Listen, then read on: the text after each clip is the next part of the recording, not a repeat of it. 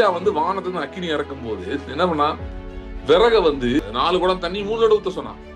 12 குடம் தண்ணி ஊத்தி அங்க வந்து ஏதோ ஒரு ரிவர் மாதிரி, இங்க என்ன ஃபயர் கொண்டு வர பாக்குறீங்களா, இல்லைன்னா இங்க வந்து வேற ஏதாவது பண்ண பாக்குறீங்களா, குளம் ஏதாவது தோன்றீங்களா, இந்த நீர் பாசனத்துக்கு கிணறு விட்டுவாங்கல்ல அந்த மாதிரி ஏதாவது பண்றீங்களா, என்ன ப்ராஜெக்ட் இது ஃபயர் ப்ராஜெக்டா வாட்டர் ப்ராஜெக்ட் கன்ஃபியூஷன் வர அளவுக்கு தண்ணி ஊத்த சொல்லிட்டான். என்ன அவன் வேணா சொல்லிடக்கூடாதுல்ல, அது வேற ஒண்ணும் இல்லைங்க, விறகு பழைய விறகு, அதனால ஒன்னோட ஒண்ணு உரசி அப்படியே தீ பிடிச்சிச்சுன்னு சொல்லப்படாது. அதனால தீ பிடிக்கிறதுக்கு அப்படியே ஆப்போசிட் சினாரியோ கொண்டு வரான். எது ஆப்போசிட்டோ அதை கொண்டு வந்துட்டு தான் அக்கினியை இறக்கான். நம்முடைய தேவன் அப்படிப்பட்டவர். அதனால எல்லாம் ரொம்ப மோசமாகுதுன்னா அப்பதான் வந்து கர்த்தர் கிரியை செய்யறதுக்கு அவங்க ரூம் உண்டாகுது. புதிய உடன்படிக்கை ஆக்சுவலா ரொம்ப சிம்பிள் பண்ணி ஆண்டவர் கொடுத்துருக்காரு. You don't have to learn to do lot of things, you just have to learn to pray. இப்ப ஒவ்வொருத்தருக்கு ஒரு ஜெப குறிப்பு இருக்கு இல்லையா, இதெல்லாம் நடக்கணும் அப்படின்னு ஜெபம் பண்றீங்க. ஒரு வேலையா இருக்கலாம், ஒரு சிச்சுவேஷனா இருக்கலாம், ஒரு ஃபேமிலியில இருக்க ஒரு சிச்சுவேஷனா இருக்கலாம், இல்ல ஒரு வியாதியா இருக்கலாம், ஒரு பலவீனமா இருக்கலாம், இல்ல ஒரு திருமண காரியம் தடைப்பட்டதா இருக்கலாம். இப்படி ஒவ்வொருத்தருக்கும் ஒரு சிச்சுவேஷன் இருக்கு. பொருளாதார பிரச்சனை இருக்கு, வியாபாரத்துல பிரச்சனை இருக்கு, தொழில பிரச்சனை இருக்கு, வேலையில பிரச்சனை இருக்கு. இதுக்கு எல்லாத்துக்கும் இப்ப மூல பிரச்சனை ஒண்ணு என்னன்னா, நமக்கு ஜெபம் பண்ண தெரியல. அதுதான் நம்பர் 1 ப்ராப்ளம். மற்றதுக்கெல்லாம் ஜெபம் பண்ற செயல் நிறுத்திட்டு இதுக்கு ஜெபம் பண்ணணும். ஆண்டவரே எனக்கு ஜெபிக்க உதவி செய்யுங்க, போதிங்க. ஒரு தூதரை கர்த்தர் அனுப்பினாரு, 185,000 பேரை காலி பண்ணான் ஒரே ராத்திரியில எசேக்கியா ராஜாக்கு எதிராக. அது மாதிரி தேவனால கிரியை செய்ய முடியும். இன்றைக்கும் ஒரு செய்கிறார். ஆனால் அப்படிப்பட்ட ராஜ்யத்தை பற்றி அறிவில்லாமல் இருப்பதுதான் பிரச்சனை. சோ உங்களுக்கு என்ன, யாரு எதிர்த்து நிற்கிறா, எங்க எதிர்த்து நிற்கிறார்கள்? Don't worry. உங்ககிட்ட எதுவுமே இல்லையா? ஒண்ணுமே இல்லைங்க என் கையில எதுவுமே இல்லை. அதாவது மீனிங் என் சார்பா ஒண்ணும் இல்லை, எனக்கு ஃபேவரா ஒண்ணும் இல்லை. அந்த அதிகாரி அவங்க ஃபேவரா இருக்காரு. ஓகே, எல்லாமே அங்க இருக்கு. நான் என்ன பண்ண முடியும்? எதுவுமே இருக்கணும் தேவையில்லை. ஜெபம் பண்ண தெரியுமா? திரும்ப கேட்கிறேன், ஜெபம் நல்ல ஜெபம் பண்றவட்ட போய் பிரேயர் ரிக்வெஸ்ட் கொடுக்க தெரியுமா? நான் சொல்ல, ஜெபம் பண்ண தெரியுமா? மெய் பண்ணோன்னே நீங்க மைண்ட்ல நினைக்கிறதோட நிறுத்திக்க கூடாது. மெய் பண்ண என்ன பண்ணுவாருங்க? ஆடுக்கு இலை கொடுப்பாரு, ஆடை காப்பாத்துவாரு. அது that's not full picture. That's not even 1% of it. 1%, 1% அது கிடையாது. Go to the Old Testament and read.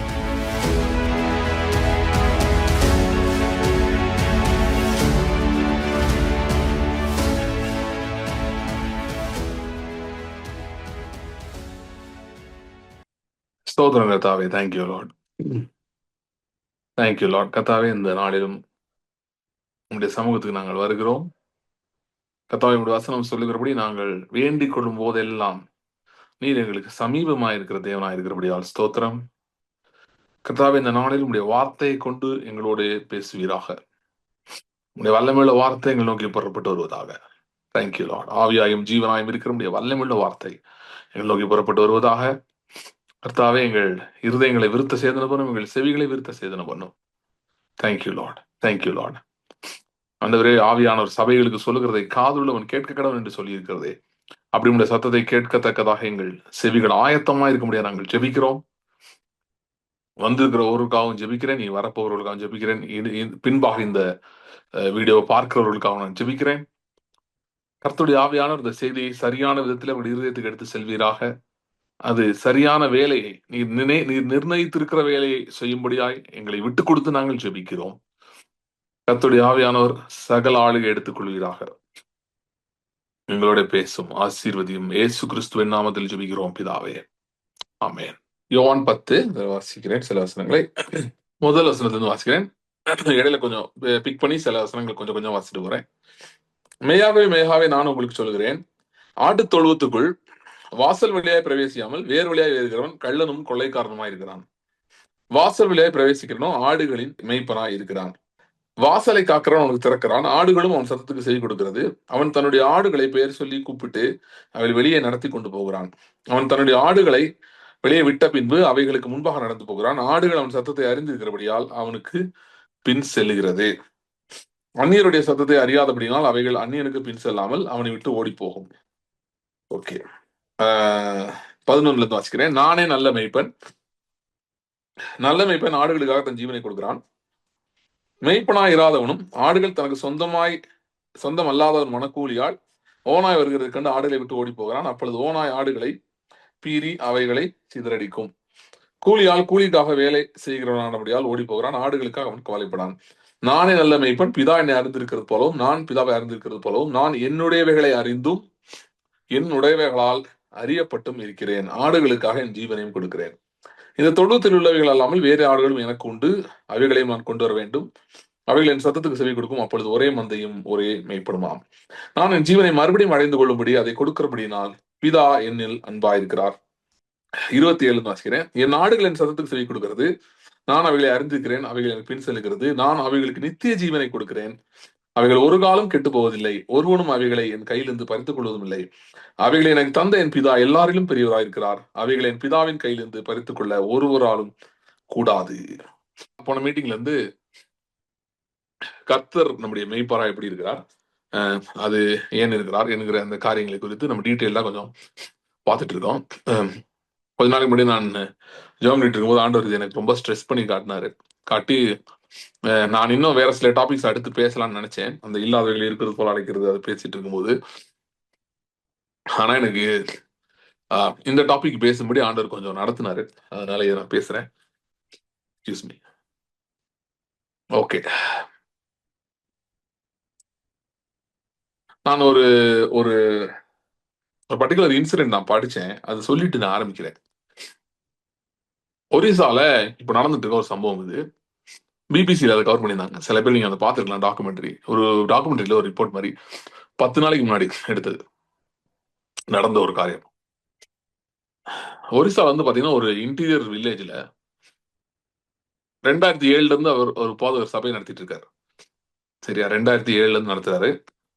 2007 இருந்து சபை நடத்தல, 2007 அவர்கள் அந்த சர்ச் பில்டிங் கட்டியிருக்காங்க. அதுக்கு முன்னாடி எவ்வளவு நாள் இருக்குன்னு எனக்கு தெரியாது, நடத்திட்டு இருக்காங்க. அதே இடத்துல நடந்துட்டு இருக்கு சர்ச், அந்த வில்லேஜ்ல.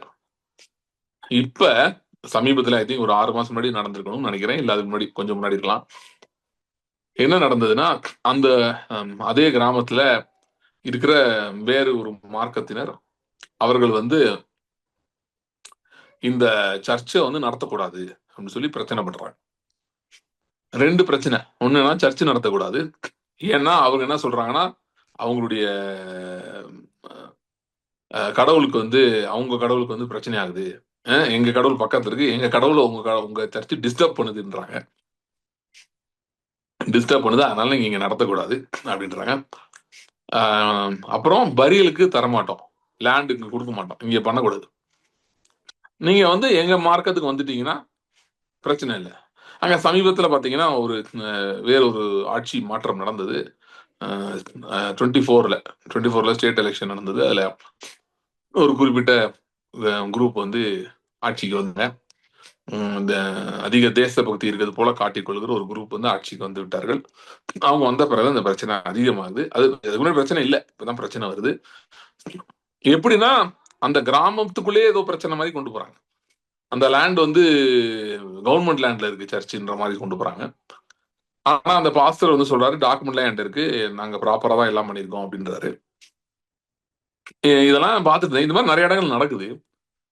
ஆனா நான் வந்து அதை கேட்டிருக்கும் போது எனக்கு ரொம்ப ஒரு வருத்தமா இருந்தது. என்னன்னா, அந்த பாஸ்டர் சொன்ன ஒரு ஸ்டேட்மெண்ட், எங்களுக்கு இங்க வெளியே நடந்து போவே பயமா இருக்கு. எங்களுக்கு இல்ல, எனக்கு பயமா இருக்குன்றாரு. எனக்கு நடந்து போய் பயமா இருக்கு அப்படின்றாரு. சரி, நான் அவரை நியாயம் தீர்க்கிறதுக்காக எதுவும் பேசல. பட் இதை பார்க்கும்போது ஓகே, இந்த கிறிஸ்தவத்துக்கு எதிராக இருக்கிறவர்கள் அவர்கள் செய்கிற பிரச்சனை நமக்கு ஒன்றும் புதுசு இல்லை, நமக்கு தெரியும். இதெல்லாம் நமக்கு மட்டும் இல்ல, இது பைபிளுக்கே புதுசு இல்ல. இது வந்து எருசலேம்ல இருந்து ஆரம்பிச்சிச்சு. எருசலேம்ல ஏதோ யூதர்கள் இருக்காங்கனால நடக்காம இல்ல, அங்கேயே ரொம்ப சிவியராவே இருந்தது. அங்கிருந்து ஆரம்பிச்சு கிறிஸ்தவம் போன எல்லா இடத்துலயும் இந்த ப்ராப்ளம் இருந்திருக்கு. எங்க மதத்தை அழிக்குது, எங்க கல்ச்சர் அழிக்குதுன்றது நிறைய பேருக்கு கம்ப்ளைண்ட் இருந்திருக்கு. ஸோ இது வந்து ஒன்றும் புதுசு இல்லை இந்த பிரச்சனைனா. அதனால வந்து நான் கொஞ்ச நேரத்துக்கு எனக்கு வந்து அந்த தடை பண்ணவங்க மேலே எந்த கவனமே போல. இப்ப என்னன்னா சர்ச் நடக்கிறது இல்ல அங்க. ஓகே, அதாவது அந்த பில்டிங்ல நடக்கிறது இல்ல. ஓகே, சர்ச் நடக்கிறது இல்ல அங்க. 6 மாசமா 3 மாசமா ஏதோ சம்திங் இந்த பிரச்சனை போயிட்டு இருக்கு. கலெக்டர் இவங்ககிட்ட எல்லாத்தையும் போயாச்சு. எல்லாரும் போலீஸ் கம்ப்ளைண்ட் கொடுத்தாங்க, அப்புறம் வித்ரா பண்ணிட்டாங்க. ஏன்னா அது கொடுத்து அது வேற ஏதாவது பிரச்சனை வந்துடக்கூடாதுன்னு வித்ரா பண்ணிட்டாங்க. சில முன்னணி நிறுவனங்கள் அவைகள்லாம் வந்து கிறிஸ்தவ அமைப்புகள் இதுக்கெல்லாம் வந்து சில தகவல் போயிருக்கு, அவங்க ஏதோ முயற்சிலாம் எடுத்திருக்காங்க. ஆனா ஒன்றும் நடந்த மாதிரி தெரியல. ஆனா இப்ப இந்த சபை இப்ப வந்து இந்த போதகர் சொன்னதா எனக்கு ரொம்ப அதிர்ச்சியா இருந்தது. எனக்கு அவங்கள பார்த்தா பயமா இருக்குன்னு சொன்னது. நீங்க சொல்லலாம், என்னங்க அப்படின்னா நமக்கு எல்லாருக்கும் பயமா தானே இருக்கும் அப்படின்னு. நான் என்ன சொல்றேன்னா, இதெல்லாம் பார்க்கும்போது இப்ப இன்னொரு விஷயம் பாருங்க. 13 வயசு பையன், ஒரு பையன் இறந்து போயிட்டானாம் அந்த இதுல, அங்க சர்ச்சில் கொஞ்ச நாளைக்கு முன்னாடி. ஓகே, அந்த பையன் அடக்கம் பண்றதுக்கு பெரிய பிரச்சனையா இருந்திருக்கு. அடக்கம் பண்ண இடம் கொடுக்கலையா அவங்க. அப்புறம் ஏதோ ரொம்ப போராடி நிறைய பேர்கிட்ட கெஞ்சி ஏதோ ஒரு பிரைவேட் லேண்ட்ல எப்படியோ பண்ணியிருக்காங்க. இந்த பிபிசிக்கு அரங்க ரொம்ப வருத்தத்தோட வந்து அவங்க என்ன போடுறாங்கன்னா, இந்த மாதிரி மைனாரிட்டிஸ், சிறுபான்மையினர் ரொம்ப பாதிக்கப்படுறாங்க, இந்த மாதிரி சம்பவங்கள் இந்தியாவில் நிறைய நடக்குது அப்படின்னு. ஒரு பக்கம் வந்து இப்படிப்பட்ட சுவிசேஷத்தை எதிர்க்கிறவர்கள், தடையா இருக்கிறவர்கள், அந்த அமைப்புகள், அந்த மனிதர்கள், இவர்களுக்காக நாம் ஜெபிக்க வேண்டும். தேவனுடைய கரம் வரணும், நம்ம ஜெபிக்கணும். அது வேற, அது வேற ஒரு பிரச்சனை, சரியா? அது பொலிட்டிக்கல் இஷ்யூ, அது வேற ஒரு மாதிரி ஹேண்டில் பண்ணணும், அதுக்கு நம்ம வேற மாதிரி ஜெபிக்கணும். அதெல்லாம் நான் செஞ்சுட்டு இருக்கேன், அதை பத்தி நான் டீட்டெயிலாக சொல்ல மாட்டேன் என்ன பண்றேன்னு, அது வேற. ஆனா இதுல ரெண்டு ரெண்டு ஆங்கிள் இருக்கு பாருங்க. பாதிப்பை ஏற்படுத்துகிறவர்கள் ஒண்ணு, அவங்க பிரச்சனை வேற. அது நான் இன்னைக்கு பேச விரும்பல, அதை பத்தி நம்ம கவனம் இன்னைக்கு அதுல இல்ல.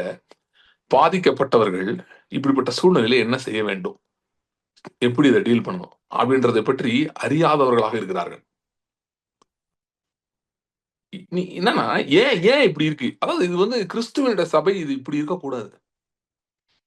ஓகே, நான் திரும்ப சொல்றேன், நீங்க தப்பா புரிஞ்சுக்காதீங்க. நான் உங்களை நியாயம் தீர்க்கல. அவங்க வந்து என்ன சரியில்லை, அவங்க நான் ரொம்ப யோக்கியமா இருக்கேன் அப்படிலாம் நான் சொல்ல வரல.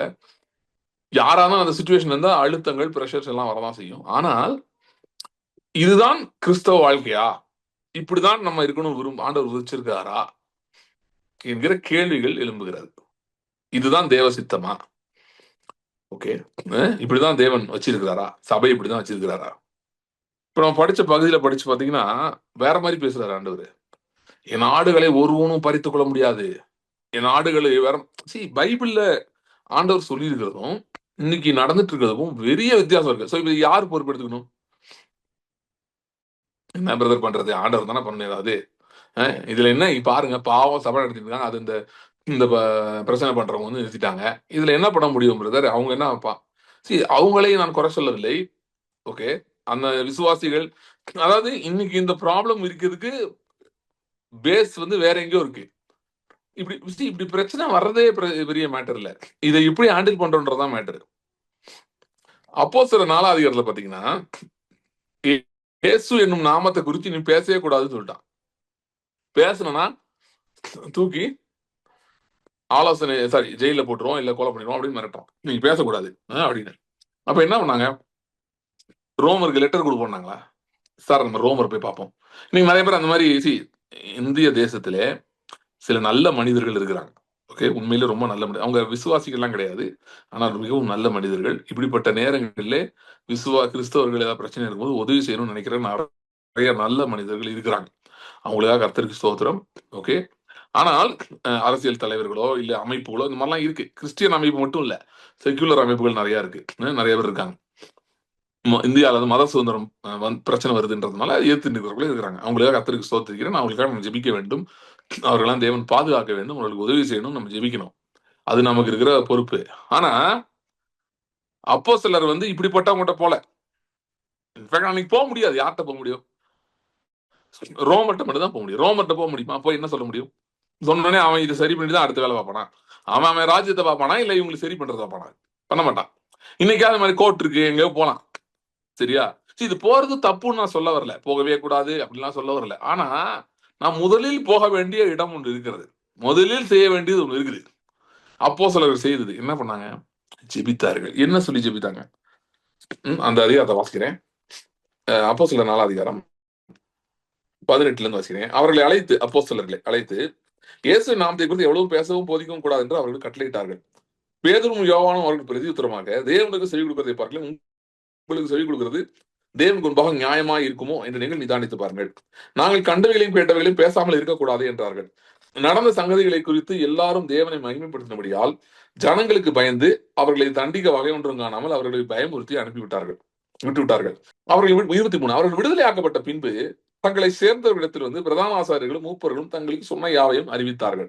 அவர்கள் அதை கேட்டு ஒருமனப்பட்டு தேவனை நோக்கி சத்தமிட்டு, சரியா, தலைவர்கிட்ட போல, இந்த கட்சி தலைவர் நம்ம உதவி செய்யறாரு, அவருக்கு லெட்டர் கொடுப்போம் போல, இல்ல சுப்ரீம் கோர்ட்டுக்கு போவோம், சில பேர் சொல்றாங்க இன்னைக்கு சுப்ரீம் கோர்ட்டே இந்தியாவில் மோசமாயிருச்சுங்க. அந்த மாதிரிலாம் சில பேர் சொல்றாங்க. நான் என்ன சொல்றேன்னா, இது இப்படி மோசமாகட்டும், என்னென்ன நடந்துருக்கட்டும். ஆனா இவைகளுக்கெல்லாம் மத்தியில தான் தேவ மகிமை வெளிப்பட போகுது. புரியுதா? எலியா வந்து வானத்துல இருந்து அக்கினி இறக்கும் போது என்ன பண்ணா, விறக வந்து 4 குடம் தண்ணி 3 தடவை ஊத்த சொன்னான். 12 குடம் தண்ணி ஊத்தி, அங்க வந்து ஏதோ ஒரு ரிவர் மாரி, ஏங்க இங்க என்ன ஃபயர் கொண்டு வர பாக்குறீங்களா? இல்லன்னா இங்க வந்து வேற ஏதாவது பண்ண பாக்குறீங்களா? ஏதோ குளம் ஏதாவது தோன்றீங்களா? இந்த நீர் பாசனத்துக்கு கிணறு விட்டுவாங்கல்ல, அந்த மாரி ஏதாவது பண்றீங்களா? என்ன ப்ராஜெக்ட்ங்க இது? ஃபயர் ப்ராஜெக்ட்டா? வாட்டர் ப்ராஜெக்ட்டான்னு கன்ஃப்யூஷன் வர அளவுக்கு தண்ணி ஊத்த சொல்லிட்டான். ஏன்னா அவன் வேணா சொல்லிடக்கூடாதுல்ல. அது வேற ஒண்ணும் இல்லைங்க. விறகு பழைய விறகு. அதனால 2 ஒண்ணோட ஒண்ணு உரசி அப்படியே தீ பிடிச்சிருச்சுன்னு சொல்லக்கூடாது. அதனால தீ பிடிக்கிறதுக்கு அப்படியே ஆப்போசிட் சினாரியோ கொண்டு வரான். எது ஆப்போசிட்டோ அதை கொண்டு வந்துட்டான். கொண்டு வந்துட்டு தான் அக்கினியை இறக்குறான். நம்முடைய தேவன் அப்படிப்பட்டவர். அதனால எல்லாம் ரொம்ப மோசமாகுதுன்னா, அப்பதான் வந்து கர்த்தர் கிரியை செய்யறதுக்கு அவங்க ரூம் உண்டாகுது. கிதியோன் வந்து யுத்தத்துக்கு போகும்போது அவன் வந்து 300 பேர், சாரி 32,000 பேரோட வந்தான் ஃபர்ஸ்ட். ஆண்டவர் சொன்னாரு கிரௌடு அதிகமா இருக்கு. இவன் போயிட்டு வந்து நான் தான் அடிச்சேன்னு சொல்லுவான். கிரௌட கம்மி பண்ணிட்டாரு. சரி குறை. 32ல இருந்து பயம், எவனா பயமா இருக்கானோ ஓடி போக சொல்லு. ஓடி போனா 22,000 பேர் ஓடி போயிட்டான். 10,000 பேர் தான் இருக்கான். அங்க எதிர் கோஷ்டியில பார்த்தா அது கடற்கரை மண்ணில எத்தனை ஒரு கிரௌட் வந்து உட்காந்துருக்குது. என்னைக்கே அளவு இல்லையா அப்படிப்பட்ட பேரு. ம்? சரி சும்மா ஒரு பேச்சு வச்சுப்போம். ஒரு 1,00,000 பேர் தாங்கன்னு வச்சுப்போமே. 32,000 இன்டு வெர்சஸ் 1,00,000 கம்மி. ஆண்டவர் சொல்ற குறை. எனக்கு கிரௌடு ஜாஸ்தி, கிரௌடு எனக்கு ஆகாது, கிரௌடு குறைனாரு. 22,000 பேர் போயிட்டான், 10,000 பேர் இருக்கான். 1/10 டைத்து தான் இருக்கு. அப்ப ஆண்டவர் சொல்றாரு இன்னும் ஜாஸ்தி. இவன் ஏதாவது பேசுவான். எனக்கு இவனை பத்தி நல்லா தெரியும். இவன் ஏதாவது பேசுவான், விட்டுரு. குறை. இன்னும் குறைன்னு இன்னொரு டெஸ்ட் வச்சு 300 பேர் நிக்குது. 300 பேர் எங்க? நான் 1,00,000 ஒரு மினிமம் கவுண்ட் உங்களுக்கு சொல்லியிருக்கேன். 300 பேர் எங்க? 1,00,000 பேர் எங்க? முடியாது. So God wants to take the odds to the impossible before he does something. That's how he operates. Okay? God wants to take things to the impossible before he operates. So திரும்ப சொல்றேன், God wants to take the odds to the impossible, then he wants to work. Okay? In many cases that's how he works. அப்படிதான் பண்றாரு. இது வந்து நடக்கவே நடக்காது அப்படிங்கிற இடத்துக்கு கொண்டு போக விரும்புறாரு. கொண்டு போன பிறகுதான் செய்யறாரு. ஆபிரகாமுக்கு வந்து 99ல he was utterly convinced he cannot give birth. 86ல அவன் கொஞ்சம் எனர்ஜி இருந்தது. ஆகாருக்கு வந்து அவன் சரீரம் கொஞ்சம் ஒர்க் ஆயிட்டு இருந்தது இன்னும். ஆகாருக்கு வந்து ஆகார் மூலமா ஒரு குழந்தை வந்துருச்சு அவங்களுக்கு. ஆனா 99ல அவன் சரீரம் செத்தவன் ஆயிட்டான். அவனுக்கும் வயசாயிடுச்சுன்றது அந்த லிமிட்டை தாண்டியாச்சு. தென் வந்து சொல்றாரு இந்த வருஷம் நான் வருவேன். ஏன்னா நான் எல்ஷடாய், சர்வ வல்லவர். சர்வ வல்லவர்னா அதுக்கு வந்து ஒரு மரியாதை வேணும். சர்வ வல்லவர் வந்து சும்மா சின்ன சின்ன இதுல ஒன்னும் எல்லாருமே செய்ய முடியாதெல்லாம் அவர் செய்ய விரும்புறது இல்ல. அவர் பெரிய அளவு செய்ய விரும்புகிறார். Okay. Okay. Can you hear now? Just message me. Yeah, okay. Okay. The line I said, I feel that is directly connected with you. என்ன சொன்னேன்னா, God wants to bring the odds to the impossible and then he wants to move. Okay. Especially when God wants to do generational work. Generational workனா என்ன அப்படின்னு பாத்தீங்கன்னா, ஒரு ஒரு ஜெனரேஷன்ல கர்த்தர் சில கிரியைகளை செய்யறாரு. இப்ப இன்னொரு வேற மாதிரி ஒரு கிரியை செய்ய விரும்புறாரு. He wants to do in another level. Because times are changing, challenges are changing, have changed. So God wants to upgrade his move. So அந்த மாதிரி வந்து ஒரு upgraded move of God wants to do in your life and through the ministry that is happening to you, through you. ஆண்டவர் அதை செய்ய விரும்புறார். சில paths, சில ஒரு மாதிரி அன்ஈவன் ஜேர்னிஸ் நீங்க போனதெல்லாம் வந்து இட் இஸ் ஃபார் தட். அது மூலம் அதுல சில இடத்துல தேர் கேன் பி கொஸ்டின்ஸ். ஏன் இந்த மாதிரி நடந்தது, இந்த மாதிரி நம்மளால புரிஞ்சுக்க முடியாம இருக்கலாம். But God is working something. அதை செய்து கொண்டிருக்கிறார். அந்த ஷிஃப்ட் ஆண்டவர் உங்க வாழ்க்கையில கொண்டு வர விரும்புகிறார். That's it. ஸோ ஆண்டவர் வந்து பாத்தீங்கன்னா மோசமா போகும்போது தான் அவர் வந்து கிரியை செய்யறது ரொம்ப ஸ்பெஷலிஸ்ட். ஸோ 300 பேரை வச்சு கிதியோனுக்கு கூட்டிட்டு போறாரு. வாய்ப்பே இல்லைங்க. இங்க வந்து வெற்றிக்கு வாய்ப்பே இல்லை. யார்கிட்ட கேட்டாலும் வந்து முடியாதுன்னு சொல்லியிருப்பாங்க. அப்படிதான் கொண்டு போறார். இப்படிப்பட்ட தேவன் இருக்கிறார். நாம் இப்படிப்பட்ட தேவனோடு இருக்கிறோம். சரியா? சோ இவர்கள் அப்போஸ்தலர்கள் வந்து என்ன ஜெபம் பண்றாங்க? ரொம்ப பிரச்சனை என்னன்னு பாத்தீங்கன்னா, அவர்கள் தேவனை நோக்கி ஜெபிக்கிறார்கள். நான் சொன்ன மாதிரி அதிகாரிகள்கிட்ட போல யார்ட்டையும் போல தேவனை நோக்கி ஜெபிக்கிறார்கள். ஜெபித்து என்ன ஜெபம் பண்றாங்க பாருங்க. புறஜாதிகள் 25 புறஜாதிகள் கொந்தளித்து ஜனங்கள் விருதா காரியங்களை சிந்திப்பானேன் என்றும், கர்த்தருக்கு விரோதமாகவும் அவருடைய கிறிஸ்துவுக்கு விரோதமாகவும் பூமியின் ராஜாக்கள் எழும்பி நின்று அதிகாரிகள் ஏகமாய் கூட்டம் கூடினார்கள் என்று தேவரீர் உடைய தாசனாகிய தாவீதின் வாக்கினால் உரைத்தீரே. அந்தப்படி உடைய கரமும் உடைய ஆலோசனையும் முன்குறித்த யாரும் செய்யும்படி. ஓகே, கிறிஸ்துடைய சிலுவை அதை பத்தி நான் சொல்றாங்க. ஓகே. 29 வரேன். இப்போதும் கர்த்தாவே அவர்கள் பயமுறுத்தல்களை தேவரீர் கவனித்து உடைய பரிசுத்த பிள்ளையாக இயேசுவின் நாமத்தினாலே அடையாளங்களும் அற்புதங்களும் நடக்கும்படி செய்து பிணியாளிகள் குணமாகும்படி உடைய கரத்தை நீட்டி உடைய ஊழியக்காரர் உடைய வசனத்தை முழு தைரியத்தோடும் சொல்லும்படி அவர்களுக்கு அனுக்கிரகம் செய்தருளும் என்றார்கள். அவர்கள் ஜெபம் பண்ணின போது அவர்கள் கூடியிருந்த இடம் அசைந்தது. அவர்கள் எல்லாரும் பரிசுத்தாவில் ஏற்பப்பட்டு தேவ வசனத்தை தைரியமாய் சொன்னார்கள். ஓகே, அதுக்கப்புறம் ஒரு டாமினோஸ் எஃபெக்ட் மாதிரி நிறைய நடக்க ஆரம்பிச்சது. அனனியால் சப்பீரால் இதுக்கப்புறம் தான் நடக்குது, இந்த பிரச்சனை நடக்குது, இது நடக்குது. ஓகே, அதுக்கப்புறம் யாக்கோபை அவன் கொலை செய்கிறான். கொலை செய்த பின்பு ஜெபிக்க ஆரம்பிக்கிறார்கள். ஜெபிக்க ஆரம்பிக்கும் போது பேதுரையும் கொலை செய்ய பார்க்கறான். தேவதூதன் இறங்கி உள்ள போய் நடுராத்திரி பீட்டரை வெளியே கூட்டு வந்துட்டான். கொஞ்ச நாள்ல பார்த்தா ஏறவு செத்து போயிட்டான். See, புதிய உடன்படிக்கை ஆக்சுவலா ரொம்ப சிம்பிளை பண்ணி ஆண்டர் கொடுத்துருக்காரு. You don't have to learn to do lot of things. You just have to learn to pray. Okay, திரும்ப சொல்றேன். You don't have to learn to do lot of things. You just need to know how to pray. நான் என்னுடைய life ஒரு இந்த prayer warrior அந்த இதெல்லாம் ஆரம்பிச்சது அப்படிதான். ஃபர்ஸ்ட் திங் எனக்கு ஒரு காலிங் இன்டர்செசரி காலிங் தான். ஃபர்ஸ்ட் நான் அதான் பண்ணிட்டு இருந்தேன். ரொம்ப நேரம் ஜெபம் பண்ணுவேன். நார்த் இந்தியா நாங்கள் ட்ரிப்லாம் போயிருந்தோம். பீகாருக்குள்ள நாங்கள் பயங்கரமான ஏரியாஸ் மலையெல்லாம் ஏறலாம் போயிருக்கோம். ஜேம்ஸ் அவங்களுடைய இதுக்குள்ள போய் கேம்ப் மாதிரி பண்ணோம் கொஞ்ச நாள். இந்த மாதிரி நிறைய இடங்கள் போயிருக்கோம். போகும்போதெல்லாம் நான் ஒன்றும் பெருசா அந்த டீம்ல நிறைய பேர் இருந்தாங்க. சில பேர் பாடுவாங்க, சில பேருக்கு ஹிந்தி தெரியும், சில பேர் மியூசிக் வாசிப்பாங்க, சில பேர் நல்லா இந்த கதைகள்லாம் சொல்லுவாங்க. இந்த மாதிரி ஒருத்தர் எனக்கு எதுவுமே தெரியாது. எனக்கு ஜெபம் பண்ண மட்டும் தெரியும். ஜெபம் பண்ணுவேன், ரொம்ப நேரம் பண்ணுவேன். பக்கத்துல ட்ரெயின்லாம் உட்காந்து நார்த் இந்தியா போகும்போது ட்ரெயின்ல உட்காந்து ஜெபம் பண்ணிட்டு இருப்பேன். எங்க குரூப்பா இருக்கவங்க அவங்க ஏதாவது டிஸ்கஸ் பண்ணிருப்பாங்க. ஏதாவது சும்மா ஏதாவது கேம்ஸ் விளையாண்டு இருந்தாங்கன்னா நாங்க ஒரு 15-20 பேர் போயிருந்தோம். பண்ணிட்டு இருந்தாங்கன்னா நான் ஃப்ரீயா இருக்க கம்பார்ட்மெண்ட் போய் உட்காந்து டங்ஸ்ல பயங்கரமா பேசி ஜெபம் பண்ணிட்டு இருப்பேன். யாராவது பார்த்து ஒருத்தெல்லாம் பயந்துட்டார் திடீர்னு. அவர் நார்த் இந்தியாக்கார் பக்கத்துல உட்காந்துருந்தாரு. யாரா இவன் என்னவோ பண்றான் என் கூட இருந்து எனக்கு தெரியவே தெரியாது. நான் அவ்வளவு டீப்பா ஜெபம் பண்ணிட்டு இருந்தேன். அந்த மாதிரி பண்ணுவேன். ஸோ எனக்கு அது ரொம்ப ஒரு ஹேபிட். எனக்கு நான் அது பண்ணிட்டு இருந்தேன். அது ஒரு காலிங். எனக்கு நான் பண்ணிட்டு இருந்தேன். அதுக்கப்புறம் இந்த கிரேஸ் ஃபெய்த் டீச்சிங் அதெல்லாம் எனக்கு தெரியாதப்ப. அதெல்லாம் தெரிய ஆரம்பிச்சோன்னே நிறைய பேர் சொன்னது நான் தப்பா புரிஞ்சுக்கிட்டேன்னா என்னன்னு தெரியாது. என்ன சொல்லிட்டாங்கன்னா, ஜெபம் முக்கியம் இல்ல, ரெவலேஷன் அண்டர்ஸ்டாண்டிங் தான் முக்கியம். ஸோ நான் நினைச்சேன் நம்ம தான் சும்மா தேவையில்லாம ரொம்ப நேரம் ஜெபம் பண்ணிருக்கோம் போலன்னு சொல்லிட்டு நான் அந்த அந்த அந்த லைஃப் ஸ்டைலை நிறுத்திட்டேன். பட் சில வருஷங்கள் கழிச்சு ஆண்டவர் எனக்கு அதை கரெக்ட் பண்ணி என்ன புரிய வச்சாருன்னா, prayer is very important, but you need to know how to pray. எப்படி ஜெபிக்க வேண்டும், என்ன பொசிஷன்ல இருந்து ஜெபிக்கணும், அதிகாரம் ஆளுகையில இருந்து எப்படி ஜெபிக்கணும் அப்படின்னு சொல்லி அது சொல்லி கொடுத்தாரு. ஓகே, சோ புதிய உடன்படிக்கையில என்னன்னு பாத்தீங்கன்னா, நான் திரும்ப சொல்றேன், பழைய உடன்படிக்கையில நிறைய அவங்களுக்கு தேவை இருந்தது. புதிய உடன்படிக்கையில மெயினா என்னன்னு பாத்தீங்கன்னா, you need to know how to pray. எப்படி ஜெபிக்க வேண்டும் என்று கற்றுக்கொள்ள வேண்டும். திரும்ப சொல்றேன், எப்படி ஜெபிக்க வேண்டும், எப்படி அதிகாரத்துல ஆளுகையிலிருந்து ஜெபிக்க வேண்டும் என்பதை நாம் கற்றுக்கொள்ள வேண்டும். அது மிக மிக மிக முக்கியம். ஆனால் அது ஒன்றை நாம் சரியாக செய்ய ஆரம்பித்து விட்டோம் என்று சொன்னால், இப்ப ஒருத்தருக்கு ஒரு ஜெப குறிப்பு இருக்கு இல்லையா, இதெல்லாம் நடக்கணும் அப்படின்னு ஜெபம் பண்றீங்க. ஒரு வேலையா இருக்கலாம், ஒரு சிச்சுவேஷனா இருக்கலாம், ஒரு ஃபேமிலியில இருக்க ஒரு சிச்சுவேஷனா இருக்கலாம், இல்ல ஒரு வியாதியா இருக்கலாம், ஒரு பலவீனமா இருக்கலாம், இல்ல ஒரு திருமண காரியம் தடைப்பட்டதா இருக்கலாம். இப்படி ஒவ்வொருத்தருக்கும் ஒரு சிச்சுவேஷன் இருக்கு. பொருளாதார பிரச்சனை இருக்கு, வியாபாரத்துல பிரச்சனை இருக்கு, தொழில பிரச்சனை இருக்கு, வேலையில பிரச்சனை இருக்கு. இதுக்கு எல்லாத்துக்கும் மூல பிரச்சனை ஒண்ணு என்னன்னா, நமக்கு ஜெபம் பண்ண தெரியல. அதுதான் நம்பர் 1 ப்ராப்ளம். மற்றதெல்லாம் ஜெபம் பண்ற செயலை நிறுத்திட்டு இதுக்கு ஜெபம் பண்ணணும். ஆண்டவரே எனக்கு ஜெபிக்க உதவி செய்யுங்க, போதிங்க. ஓகே, என்னன்னா இப்ப பாத்தீங்கன்னா, ஏன் இந்த சம்பவத்தோட நான் ஆரம்பிச்சேன், அங்க நடந்துட்டு இருக்குதுன்னா, powerless Christianity is counterfeit Christianity. வல்லமை இல்லாத கிறிஸ்தவம் என்பது டூப் கிறிஸ்தவம், டூப்ளிகேட் கிறிஸ்தவம். இந்த மீன் இருக்குல்ல, வஞ்சிர மீன் ஒண்ணு இருக்கு தெரியுமா? உங்களுக்கு தெரிஞ்சுருவாங்க, சீர் ஃபிஷ்ன்னு சொல்லுவாங்க. அதெல்லாம் எல்லா இடத்தையும் கிடைக்குது. துபாயில கூட கிடைக்குது. நல்லா இருக்கு. நான் துபாய் போனப்பலாம் சாப்பிட்டேன். சோ சூப்பரா இருக்கும். அதுலயே ஒரு டூப்ளிகேட் இருக்கு. அது பேர் லோப் வஞ்சிரம், டூப் வஞ்சிரம், நிறைய நேம் இருக்கு அதுக்கு. அரக்கோலான்னு சொல்லுவாங்க. நிறைய நேம் இருக்கு அதுக்கு.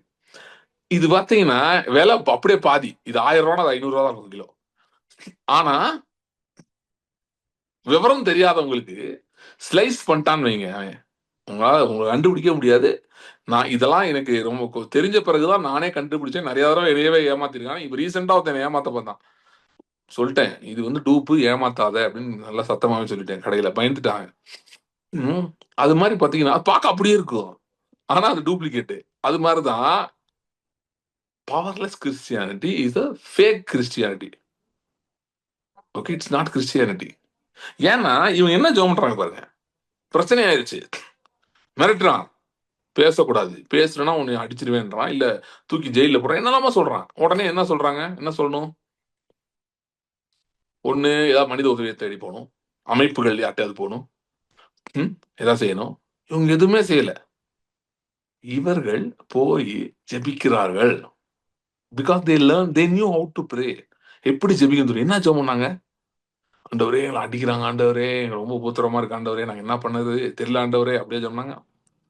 இன்னைக்கு நெறைய பேரு இது பர்ட்டிகுலரா பார்த்தா, அமெரிக்கால வந்து இது ரொம்ப பெரிய இதா இருக்கு. என்ன பண்றாங்கன்னா, இந்த மாரி ஏதாவது ஒரு சட்டமோ ஏதோ வந்துட்டா, மக்களை திரட்டுவோம். நம்ம பவர் என்னன்னு காட்டுவோம். வாஷிங்டன் டிசில மீட்டிங்க போடுப்பா. 1,00,000 பேர கொண்டு வந்து இறக்கு. அ கிறிஸ்தவர்களின் வல்லமையை காட்டுவோம். இப்ப ரீசென்ட்டா யுகேலயும், ஆஸ்திரேலியாலயும் இந்த மாரிலாம் பண்ணிட்டு இருக்காங்க. மற்றவங்கலாம் வர்றாங்க. இந்த தேசத்தை மற்றவர்கள் ஆக்கிரமிக்கிறார்கள். இது கிறிஸ்தவ தேசம் நாங்க ப்ரூவ் பண்ண போறோம். கூட்டத்த கூட்டு லண்டன்ல போய் மீட்டிங்க நடத்து. அவன் அலறிக்கிட்டு ஓடணும். அது என்ன இஸ்லாமியர்கள் மட்டும் இப்படி நடத்துறாங்க. கான்ஃபரன்ஸ் நடத்தி இதெல்லாம் பண்ணி கூட்டத்த கூட்டுறாங்க. நம்மளும் கூட்டுவோம். நமக்கு எவ்வளவு பவர் இருக்குன்னு காட்டுவோம். Christianity is not suppose to work like that. இவங்க அப்படி பண்ணலையே. ஏய், யூதர்கள நம்ம கூப்பிடுறா. நம்ம எவ்வளவு பேர் கிறிஸ்தவர்கள் காட்டு. இன்னைக்கு ஒரு மார்ச் நேரம் நம்ம பிலாத்து ஆபீஸ்க்கு நம்ம முன்னாடி ஒரு அமைதி பேரணி நடத்தி நம்ம பவர காட்டுவோம். அப்படிலாம் காட்டல. போனாங்க, கதவு நல்லா போல்ட் போட்டாங்க.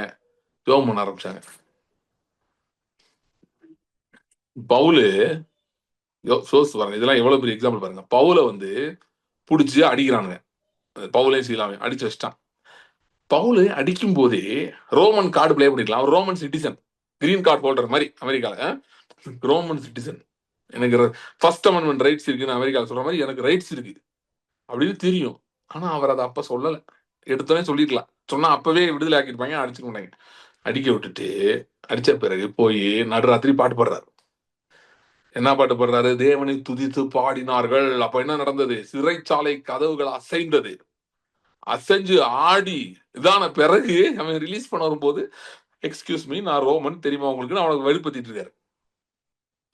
இதுதான் கிறிஸ்தவம். கிறிஸ்தவம் என்பது அது ஒரு ராஜ்யத்தோடு தொடர்புடையது. அதை நாம் மறந்து விடவே கூடாது. இதை ஏன் நான் உங்களுக்கு சொல்றேன்னா, இங்க உங்களுக்கு எத்தனை பேருக்கு வந்து இந்த மாதிரி பிரச்சனைகள் போயிட்டு இருக்குன்னு எனக்கு தெரியாது. It could be with a bank, it could be with a government. இது வந்து என்னன்னா, சர்ச் நடத்தக்கூடாதுன்னு ஒரு ஒரு கிராமத்துல இருக்கிற அதிகாரம், ஒரு துறைத்தனம் அது. It's a principality. அது வந்து ஏத்து நிக்குது. ஓகே. இததான் எபேசியர் 6 சொல்றாரு. அ மாம்சத்தோடும் ரத்தத்தோடும் அல்ல, துரைத்தனங்களோடும் அப்படின்னு எல்லாரும் ஏதோ மேல என்னமோ ஏதோ போயிட்டு இருக்கு. அது ஓகே. அதுதான் இதை கண்ட்ரோல் பண்ணுது. அது இப்படிதான் ஒரு நேரம் அது வராது. அது நேரம் அது டை எல்லாம் மாட்டிட்டு வராது. இந்த மாதிரி சில பல பிரச்சனைகள் வரும். இப்ப என்னன்னா, இது வந்து ஒரு சர்ச் எக்ஸாம்பிள் நான் சொல்லியிருக்கேன். நீங்க எல்லாரும் இந்த மாதிரி பிரச்சனை இல்லாம இருக்கலாம். நீங்க வந்து கிராமத்துல சபை நடத்தாத ஆளா இருக்கலாம்.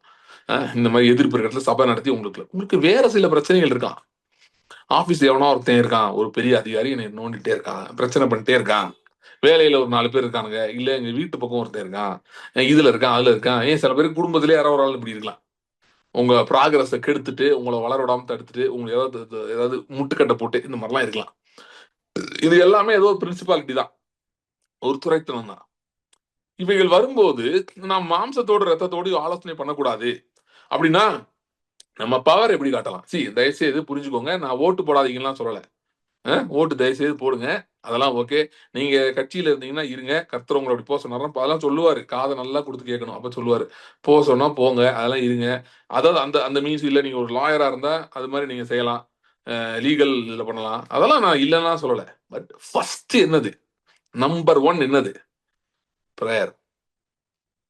ஓகே. நம்பர் 1 கூட்டத்த கூட்டுறது இல்ல.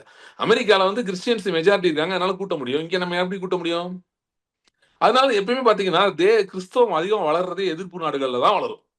இப்ப ஈரான்ல குண்டு போட்டுருக்காங்கல்ல. அமெரிக்கால இருக்கிறவங்களுக்கு விவரமே தெரியாம பேசியிருக்காங்க நெறைய பேரு. என்ன சொல்றாங்க அப்படின்னு பார்த்தீங்கன்னா, இனிமேட்டு சுவிசேஷம் அறிவிக்கலாம் முடியும். இப்ப அறிவிக்கவே முடியாது. ஈரான்ல இருக்க சர்ச் குரோத் எப்படி இருக்குன்னு தெரியுமா? பயங்கரமா நடந்துட்டு இருக்கு.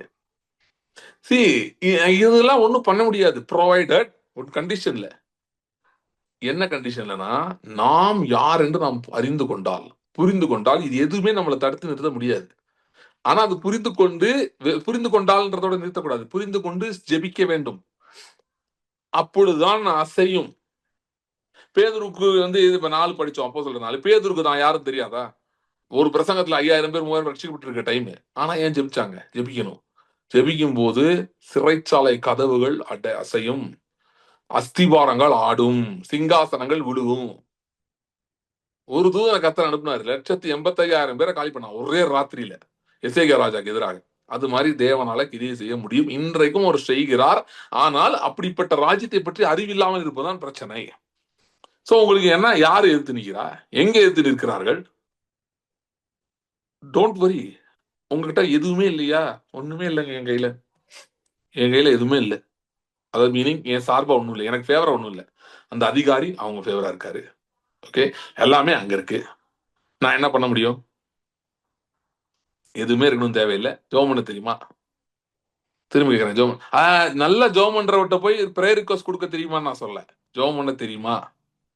ஜெபம் பண்ண தெரியுமா? தெரியுமா? நான் வந்து 99ல இருந்து நான் இந்த மாதிரி இன்டர்செசரி மினிஸ்ட்ரியில பண்றேன். ஏன்னா நான் பண்ணுவேன். நிறைய காரியங்கள் ஆண்டவர் என்ன ஜெபம் பண்ண சொல்லுவாங்க. நான் ஜெபம் பண்ணுவேன். அதெல்லாம் பண்ணிட்டு இருக்கிறேன். ஆனா ரெகுலரா நான் ஆண்டவர்ட்ட கேட்கறது லார்ட் டீச் மீ டு பிரே.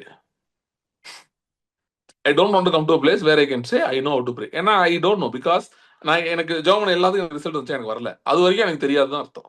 எனக்கு நிறைய இதுக்கு இன்னும் ரிசல்ட் வரல. வர தெரியல. எனக்கு கொண்டு வர தெரியல. அதனால நான் என்ன பண்றேன்? போய் ஆண்டவர்ட்ட ஆண்டவரே டீச் மீ டு பிரே. சில பேர் என்கிட்ட கேட்கறாங்க இந்த மாதிரிலாம் சொன்னேன். ஓகே பிரதர் எப்படி ஜெபம் பண்ண சொல்லி கொடுங்க. அதுதான் நான் சொல்றேன். எப்படி ஜெபம் எப்படி சொல்லி தரது? ஆண்டவர்கிட்ட போய் ஆண்டவரே ஜெபம் பண்ண சொல்லி கொடுங்க. எதுலாம் உங்களுக்கு ஜெயம் இல்லையோ அதெல்லாம் ஒரு லிஸ்ட் எழுதுங்க. எழுதிட்டு ஆண்டவரே இதுல எனக்கு ரிசல்ட் இல்லை எனக்கு தெரியல. ஜெபம் பண்ண சொல்லி கொடுங்க. நான் சொல்றேன் இன்னைக்கு இருக்க யாருங்க ரொம்ப ஹாப்பனிங் ஊழியக்காரரு ஜெபம் அதிக வல்லமையா ஒருத்தர் முன்னாடி எங்க மதுரையில எங்க அப்பா சர்ச் நடக்கும்போது வருவாரு. அவர் வந்து எப்பயுமே இந்த யாராவது ஜெபம் பண்ணா நல்லா இருக்குமே நினைப்பாரு. ஒரு நாள் பார்த்தா 2 கெஸ்ட் ஸ்பீக்கர் வந்துட்டாங்க. 2 பேரும் ஒரு அரை மணி நேரம் பேசினாரு. இன்னொருத்தர் அரை மணி நேரம் பேசினாரு. இவருக்கு ஒரே கன்ஃபியூஷன். முடிஞ்சோனே எங்க அம்மாட்ட வந்து கேட்டார், சிஸ்டர் இந்த 2 பேர்ல யாருக்கு சிஸ்டர் பவர் ஜாஸ்தி அப்படின்னாரு. எது கேக்குறீங்க? இல்ல அப்ப நான் அவங்ககிட்ட போய் ஜெபம் பண்ணிக்கலாம்ல அதுக்கு தான் அப்படின்னாரு. சோ அந்த மாதிரி வந்து பவர் ஜாஸ்தியா இருக்க யாரையும் எடுத்துக்கோங்க. ஒரு எக்ஸாம்பிளுக்கு சொல்றேன். இன்னைக்கு வந்து அற்புத அடையாளங்கள் ஊழியம் செய்யற இந்தியால நம்ம தமிழ்நாட்டுல எனக்கு தெரிஞ்ச பிரதர் மோகன் சிலாசரஸ் இருக்காரு. அப்புறம் வந்து இவரு ராம்பாபு இருக்காரு. பெங்களூர்ல இருக்காரு. இவங்கலாம் அதிக டெஸ்ட் மினிஸ் நிறைய அவங்க மீட்டிங்ஸ் நடக்குது. இவங்க 2 பேர்ட்டு டைரக்ட் அப்பாயின்மெண்ட் உங்களுக்கு கிடைச்சு அவங்க உங்களை கூப்பிட்டு வாங்க பிரதர்னு ஜோம் பண்றதை விட நல்லா கேளுங்க. இது வந்து நிறைய பேருக்கு போக மாட்டேங்குது காதுக்குள்ள. திரும்ப சொல்றேன். இப்படிப்பட்ட டாப் ஊழியக்காரங்க நீங்க நினைக்கிறவங்க யாரு பெஸ்ட் நினைக்கிறீங்களோ அவர் தாங்க இன்னைக்கு வந்து ட்ரெண்டிங் இவர் தான். அவர் ஜெபம் பண்ணா எல்லாம் அப்படி அற்புதம் நடக்குது. அவர் எடுத்துக்கோங்க. அவங்ககிட்ட உங்களுக்கு அப்பாயின்மெண்ட் கிடைச்சு நீங்க போய் ஜெபம் பண்றதை காட்டிலும் உங்க வீட்டுல போய் போல்ட் போட்டுட்டு ரூம்ல கதவு போட்டுட்டு இயேசு கிறிஸ்து சொன்ன மாதிரி உட்காந்து ஆண்டவரே எனக்கு இதுக்கெல்லாம் ஜெபம் பண்ண தெரியல ஜெபம் பண்ண சொல்லித்தாங்க அப்படின்னு ஒரு தடவை கேட்டுட்டு ஒருத்தர் கேட்டா இப்படின்னு ஒரு தடவை கேட்டா போதுமா பிரதர்? யோசிச்சு பாருங்க. சிலிண்டர் தட்டுப்பாடு இருக்கு. ஒருத்தன் சொல்றான் சார் கொஞ்சம் லைன்ல நில்லுங்க. 20 பேர் நிக்கிறாங்க முன்னாடி 21 ஆள் நின்னுங்க. ஆனா நின்னா உறுதியா கிடைக்கும்னா நீங்க போய் நிக்க மாட்டீங்களா? உங்ககிட்ட சிலிண்டர் இல்லைன்னா நிக்க மாட்டீங்களா? உங்களுக்கு இண்டக்ஷன்லாம் உங்களுக்கு பண்ண தெரியாது. உங்களுக்கு ஒத்து வராதுன்னு வச்சுக்கோங்க. ஒன்லி இதுதான் கேஸ் சிலிண்டர் தான். இல்ல நம்ம பிரைம் மினிஸ்டர் சொன்ன மாதிரி உங்களுக்கு வந்து சாக்கடையில இருந்து கேஸ் எப்படி எடுக்கலாம் தெரியாம இருக்கு. அதனால உங்களுக்கு வேற வழி இல்லை. நீங்க வந்து கண்டிப்பா லைன்ல நின்றுதான் வாங்க. இதான் சிச்சுவேஷன். அப்ப நிக்க மாட்டீங்களா? ஏன் நிக்கிறீங்க? கேஸ் கண்டிப்பா வேணும். 2வது ஒருத்தன் சொல்லியிருக்கான் நின்னா 20 பேர் இருக்காங்க லைன்ல நீங்க 21 ஆளா நில்லுங்க உங்களுக்கு கண்டிப்பா கிடைக்கும்னு சொல்லியிருக்கான். அதனால போய் என்ன பண்ணுவீங்க? கண்டிப்பா நிப்பீங்க. அதை விட அதிகமா ஆண்டவர் சொல்றாரு வா என்கிட்ட வா உட்கார்ந்து ஜெபம் பண்ணு. நான் இப்ப நீங்க பேசுறது நான் பேசிட்டு இருக்கிறது ஒரு மிகப்பெரிய சத்தியம். 90% கிறிஸ்தவர்களுக்கு தெரியாத சத்தியம் நான் பேசிட்டு இருக்கேன். தெரியும்னு நினைச்சிட்டு இருக்காங்க. ஆனா தெரியாது. தெரிஞ்சாங்கன்னா இத்தனை லெட்டரும் இத்தனை போன் காலும் அவங்களுக்கு எல்லாம் போகாது. போயும் ஒன்னும் எல்லாம் ரிசல்ட் வர்றது இல்ல. சரியா? சோ கதவை பூட்டிட்டு உட்காந்து ஆண்டவரே எனக்கு இதுக்கெல்லாம் ஜெபம் பண்ண தெரியல. எனக்கு சொல்லி கொடுங்க. எனக்கு சொல்லி கொடுங்க. பைபிள் எடுத்துட்டு போய் உட்காருங்க. உட்காந்துட்டு கேட்டு பாருங்க. நான் சொன்ன மாதிரி ஒரு தடவை இல்ல. ஏன்னா ஒரு தடவை 2 தடவை இல்ல. கேட்டுக்கிட்டே இருங்க. திறக்கிற வரைக்கும் கேள்வி தட்டுங்க. திறக்குதா இல்லையான்னு பாருங்க. நீங்க கேட்கலாம், இதுல துறக்கலாம் என்ன பிரதர் பண்றதுன்னு. நல்ல ஐடியா இருக்கா ஏதாவது? இருந்தா சொல்லுங்க. ஆண்டவரோட போய் ஜெபம் பண்றத விட வேற ஏதாவது ஐடியா இருக்கா? இருந்தா சொல்லுங்க. ஜெபம் பண்ணி பாருங்க. உங்க வாழ்க்கையிலே மாற்றங்கள் உண்டாக ஆரம்பிக்கும். கொஞ்சம் கொஞ்சமா நடக்க ஆரம்பிக்கும். நீங்க நினைக்கிற வழியில ஒருவேளை நடக்காம இருக்கலாம். நீங்க எதிர்பார்க்கிற மாரி நடக்காம இருக்கலாம். ஆனா நடக்க ஆரம்பிக்கும். கர்த்தர் உங்களோடு பேசுவார், உங்களுக்கு போதிப்பார். இதுதான் புதிய உடன்படிக்கையின் வழி. அவர்களில் ஒருவனும் தன் அயலானுக்கு போதிக்க வேண்டுவதில்லை. They all shall know me because I will put my spirit in their hearts. அவருடைய இருதயத்திலே என் ஆவியை அருளுவேன். கல்லான இதயத்தை எடுத்து போட்டு சதையான இதயத்தை தருவேன் என்று அவர் சொல்லி இருக்கிறார். பொய் உரையாத தேவன், வாக்கு மாறாத தேவன் அவர். சொன்னபடியே செய்வார். போய் ஜெபம் பண்ணி பாருங்க. ஓகே. ஏன்னா நீங்க ஜெபம் தான் இந்த மாதிரி ஜெபத்துக்கு வர முடியும். எந்த மாதிரி ஜெபத்துக்கு? நீங்க you can start with where you are. ஆண்டவரே எனக்கு பயமா இருக்கு. எனக்கு ஒண்ணுமே பண்ண தெரியல. எனக்கு ரொம்ப கஷ்டமா இருக்கு ஆண்டவரே. Start there. Keep praying. You will come to pray. Keep reading the word படிச்சுட்டே இருங்க. இந்த இடத்துக்கு வருவீங்க. என்ன ஜெபம் பண்ணாங்க இவங்க? தாவீதை கோட் பண்றாங்க. கோட் பண்ணி ஜெபிக்கிறாங்க. தாவீது சங்கீதம் 2ல சொன்னது கோட் பண்ணி ஜெபிக்கிறாங்க. கர்த்தாவே உம்முடைய தாசனாய தாவீது வாக்கியங்கள் உரைத்தீர். என்ன உரைத்தீர்? ஜாதிகள் விருதாக்காரத்தை சிந்திக்கிறாங்களாம். அதாவது மெஜாரிட்டி, நிறைய பேர், நம்முடைய வலிமை உள்ளவர்கள், நம்முடைய அதிக எண்ணிக்கையில் இருக்கிறவர்கள், இவர்கள் நமக்கு எதிராக திட்டம் பண்ணி தேவராஜ்யத்தையும் தேவராஜ் திட்டத்தையும் தடுத்து போட நிற்கிறார்கள். நீங்க ஒரு உயர்ந்த வேலையில் இருப்பது தேவராஜ்யத்தின் திட்டம். ஓகே. உங்கள் பொருளாதார தேவைகள் சந்திக்கப்பட்டிருப்பது தேவராஜ்யத்தின் திட்டம். நீங்கள் கடன் இல்லாமல் வாழ்வது தேவராஜ்யத்தின் திட்டம். தேவராஜ்யம் அதன் மூலமாக வலிமை அடைகிறது, வளருகிறது, பெருகுகிறது. நீங்க ஒரு கார் வாங்குறதுனால தேவராஜ்யம் பலப்படுகிறது. ஓகே. நீங்க உங்க வீடு வாங்குறதுனால தேவராஜ்யம் பலப்படுகிறது. எல்லாத்தையும் பலப்படுது. நீங்க ஊழியம் செஞ்சீங்கன்னா ஆட்டு மக்கள் வரும்போது தேவராஜ்யம் பலப்படுது. நீங்க what ever you're doing it has to be successful because that's how kingdom operate. அப்படிதான் ராஜ்யம் கிரியை செய்கிறது. இது எல்லாமே தேவராஜ்யத்தின் விருத்தி தான். வேற எதுவுமே கிடையாது. இதுல எதுவுமே தப்பு கிடையாது. சோ எதுக்காக ஜெபிக்கிறீங்க அப்படின்றதெல்லாம் முக்கியம் இல்ல. உங்க தேவைகள் எதுவாகவும் இருக்கலாம். ஆனால் அப்படி ஜெபிக்கும் போது நீங்கள் புரிந்து கொள்ள வேண்டும், ஒரு ராஜ்யத்தின் பேக்ரவுண்ட்ல இருந்து ஜெபித்துக் கொண்டிருக்கிறீர்கள். ஒரு ராஜ்யம் உங்களுக்கு பேக் பண்ணுகிறது. ஆனா அது எப்போ உங்களுக்கு புரியும்னா, இப்ப நான் சொல்றேன், நீங்க கேக்குறீங்க. இது மறுபடியும் நீங்க அதுகளோட அதை எடுத்து தியானிக்கணும், அதை எடுத்து வாசிக்கணும், இல்ல அதை ஜெபிக்கணும், ஆண்டாட்ட கேட்கணும். அப்படி பண்ணதான் you will get strong. You will get strong. See, God is doing something very powerful. ஒரு ராஜ்யத்தின் அசைவை தேவன் செய்து கொண்டிருக்கிறார். அப்படின்னா என்ன அர்த்தம்னா, God is raising kings. தேவன் ராஜாக்களை எழுப்பிக் கொண்டிருக்கிறார். ராஜாக்களை எழுப்பிக் கொண்டிருக்கிறார். நம்ம ராஜாக்களை எழுப்பிக் கொண்டிருக்கிறோம். நம்ம அந்த த்ரோன் அந்த மாதிரிலாம் நினைக்கிறோம். ஆனா தாவீது போன பாதை யோசித்து பாருங்க. ராஜாவாக அபிஷேகம் பண்ணி விட்டாங்க. எப்படி எந்த பாதையில போனா?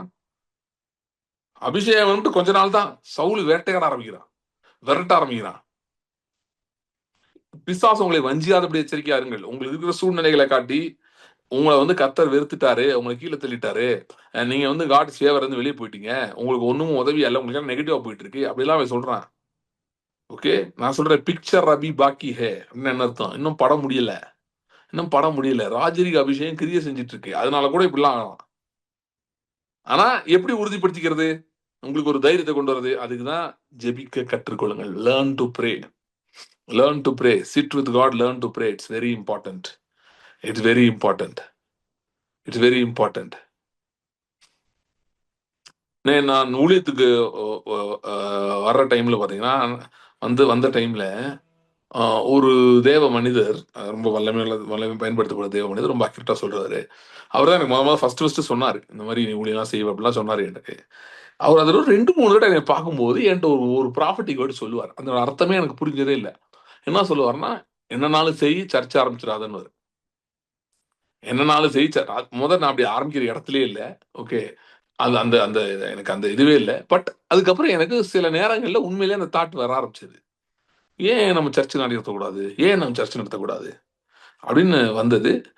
ஆனா இவர் சொன்ன அந்த ப்ராஃப்ஸி எனக்கு ஞாபகம் வரும். அந்த டைம்ல ஒரு தாட் வரும். ஆனா இன்னொரு நேரம் வரும், இல்ல அப்படின்னு சொல்லி. அது எனக்கு புரியவே இல்லை. என்னன்னு ரொம்ப நாள் கழிச்சு எனக்கு ஆண்டவர் புரிய வச்சாரு. என்ன புரிய வச்சாருன்னா, இப்போ இன்னைக்கு இப்ப நம்ம அதை பத்தி நான் பேச போறேன். நான் படிச்சதை பத்தி யோவான் 10 மேய்ப்பர் மேய்ப்பர் மேய்ப்பர்னு படிச்சோம்ல. இன்னைக்கு நிறைய பேர் மேய்ப்பர்னா யாருன்னு என்ன சொல்றாங்க? யார் மெய்ப்பரு? மெய்ப்பர்னே யாரோ பேசுறாங்க. மெய்ப்பர்னா எல்லாருமே வந்து அந்த மெய்ப்பர் பத்தி இல்ல. இந்த பாஸ்டர் இருக்கார்ல, அவர் தான் மெய்ப்பர். அவர் வேலை என்ன? ஆடெல்லாம் உட்காந்து விசாரிக்கிறது, நலம் விசாரிக்கிறது. ஒருத்தரையா கூப்பிட்டு, நல்லா இருக்கீங்களா? எல்லாம் ஓகேயா? உங்க வீட்ல எல்லாம் நல்லா இருக்கா? எதுவும் பிரச்சனையா உங்களுக்கு? விசாரிக்கிறது. ஓகே. அததான் ஷெப்பர்டிங் மினிஸ்ட்ரி அப்படின்னு சொல்றாங்க நிறைய பேர். ம். சமீபத்துல என்கிட்ட ஒருத்தர் வந்து பேசிட்டு இருந்தார். என்கிட்ட சொன்னாரு, அவரும் எனக்கு என்கரேஜ் பண்ணி என்னைய வந்து, பிரதர் நீங்க கண்டிப்பா நீங்க சென்னை வேற மூவ் பண்றீங்கன்னு சொன்னீங்க. சீக்கிரம் வந்து சென்னையில ஒரு சபை ஆரம்பிச்சிடுங்க அப்படின்னாரு என்ட்ட. ஏன்னு கேட்டதுக்கு, இந்த மாரி நான் முன்னாடி இது பண்ணிட்டு இருப்பேன். ஜனங்களுக்கு வந்து நான் அசிஸ்டன்ட் பாஸ்டர் அந்த சர்ச்ல வந்து நெறைய பேர்ட்ட போய் இன்டராக்ட் பண்ணுவேன், பேசுவேன். அவங்களுக்கு வந்து ரொம்ப அவங்க பிரச்சனைகள்லாம் சொல்லுவாங்க. நான் ஜெபம் பண்ணுவேன். இதெல்லாம் பண்ணுவேன். அப்ப என்ட்ட சொன்னாரு, "இந்த மாரி ஆட்கள் ரொம்ப கம்மியா இருக்காங்க. அதனால நீங்க ஆரம்பிச்சிருங்க பேசாம. ஆரம்பிச்சா ரொம்ப நல்லா இருக்கும்" அப்படின்னாரு. நான் சொன்னேன், "இப்ப இந்த பெர்சனல் கேர், ஷெப்பர்டிங்ன்ற வேர்ட் தப்பான வேர்டு.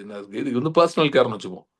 பெர்சனல் கேர் வந்து நெறையா குடுக்குறோம். ஏன்னா, டீச்சிங் சரியா இல்லாதனால. டீச்சிங்ல பிரதான மேய்ப்பரை பற்றி போதித்து, பிரதான மேய்ப்பரோடு ஜனங்கள் தொடர்பை ஏற்படுத்துறத பத்தி நம்ம பேசினோம்னா, இந்த இந்த ஜாப் ரொம்ப குறைச்சுக்கலாம் நம்ம. ரொம்ப கம்மியாயிரும். போக போக குறைஞ்சிரும். எது குறைஞ்சிரும்? இண்டிவிஜுவலா உட்காந்து ஜனங்கள்ட்ட கதையெல்லாம் கேட்டு 3 மணி நேரம் அவங்களோட உட்காந்து கதைய பேசி, அவங்க இருக்க பிரச்சனையெல்லாம் சொல்லி முடிச்ச பிறகு, அப்புறம் அவங்களுக்கு ஏதாவது தீர்வு சொல்றோம்ன்ற பேர்ல சொல்லி, அது சில நேரம் நடக்கும், சில நேரம் நடக்காது. அது ரொம்ப நெறைய ப்ராப்ளம்ஸ் இருக்கு அதுல.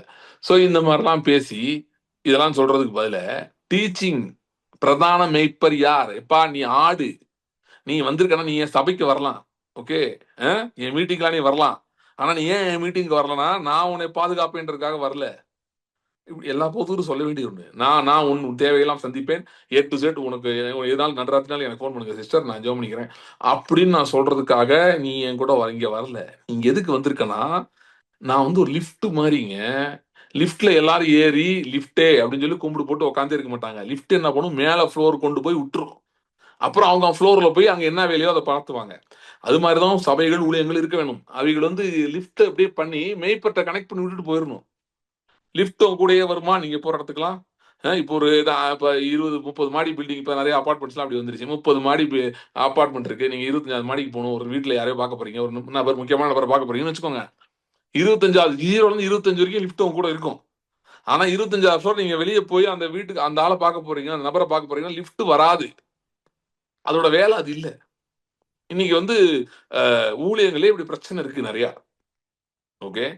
சோ ஏன் நான் இதெல்லாம் சொல்றேன்னா, நீங்க நினைக்கலாம் சில நேரம் சில பேர் மெசேஜ் போட கூட நான் சரியா ரிப்ளைலாம் பண்றதில்ல. அது நான் வந்து சில நேரம் நான் உண்மையிலேயே கொஞ்சம் பிஸியா இருப்பேன். அதனால பண்றதில்ல. சில நேரம் நான் வாண்டடாவே பண்றதில்ல. ஏன் பண்றதில்லன்னா, ஆண்டவர் என்ட்ட அதான் சொல்லியிருக்காரு. You are not called to a you don't do that. ஏன்னா அது it's a problem. It's a mistake. இப்படியே பழக்கி, இப்படியே ஜனங்கள் வந்து ஒரு இன்ஃபீரியர்லயே இருக்காங்க. அப்படி இருக்கிறது அல்ல. அப்படி தேவ சித்தம் அல்ல. நீங்க you should start hearing God. You should connect. ஏன்னா எனக்கு எப்படி ஆண்டவர் பாஸா இருக்காரோ, அப்படியே உங்களுக்கும் பாஸ். எனக்கு எப்படி ஒரு ஓனரா இருக்காரோ, அப்படியே தான் உங்களுக்கும் ஓனர். நான் அவருடைய ஆடு. You are his property. நீங்கள் அவருடைய சொத்து. நீங்கள் இயேசு கிறிஸ்துவின் சொத்து. இயேசு கிறிஸ்துவின் ஆடு. ஓகே. இங்க யாரும் சொந்தம் கொண்டாட முடியாது. இங்க சமீபத்துல ஒரு பாஸ்டர் பேசிட்டு இருந்தாரு. அவர் வந்து இங்க இருக்க ஒரு ட்ரைபல்ஸ் மத்தியில ஊட்டியில வந்து அற்புதமா ஊழியம் செய்றாரு. ஆண்டவர் அவர மிகவும் நல்லா பயன்படுத்தி, பெரிய லெவல்ல வந்து இந்த ஊர்ல அது ஒரு நல்ல ஒரு சபை இருக்கிறது. அவருக்கு நல்ல நண்பர் என்ட்ட பேசிட்டு இருந்தாரு. அ அவர் பாவம் அவர் ஒரு வீடியோ பாட்டு ஒண்ணு ரிலீஸ் பண்ணியிருக்காரு. அதுல அந்த சபை மக்கள் எல்லாம் வச்சு ஒரு பாட்டு பாடியிருக்காரு. அந்த பாட்டுல வந்து சரி தான் மட்டும் எதுக்கு வரணும்? எல்லாரையும் வச்சு பாடுவோம்ன்னு பாடியிருக்காரு அவரு. அந்த பாட்டுல இருக்கிற ஒரு சகோதரி முன்னாடி வேற ஏதோ சபைக்கு போயிருக்காங்க. அவங்க அந்த சபைய விட்டு நின்னு பல வருஷம் ஆயி இந்த சபைக்கு இப்ப வர்றாங்க. ஏன் வர்றாங்கன்னா எனக்கு தெரியாது. ஏன் வர்றாங்கன்னு அவங்கட்ட தான் கேட்கணும். ஏதோ ஒரு மேபி இந்த சபையில இந்த போதர் மூலமா அவங்க ஏதோ ஒரு ஜெபம் பண்ணும்போது ஏதோ ஒரு அற்புதம் நடந்தது. அதனாலயோ என்னன்னு தெரியல அவங்க வர்றாங்க. எனவே அது அவங்களுடைய விருப்பம். தனி விருப்பம். அத யாரும் சொல்ல முடியாது. இந்த பழைய போதகர் இருக்காரே, ரொம்ப நாளைக்கு முன்னாடி இருந்தவரு, இவரு வீடியோல வந்து கீழ கமெண்ட் போட்டுட்டு இருக்காரு. இவரு ரொம்ப கேவலமா சில வார்த்தைகள பேசிட்டு, "என் உழைப்பை திருடி விட்டாய்" அப்படின்னு போட்டிருக்காரு. இவருக்கு புரியவே இல்ல. இவர் உழைப்பு இவர் யாருன்னே தெரியாது. இவர் உழைப்ப நம்ம எப்ப திருடி இருக்கோம்ன்னு. அதுக்கப்புறம் ரொம்ப நாள் கழிச்சு அவருக்கு புரியுது.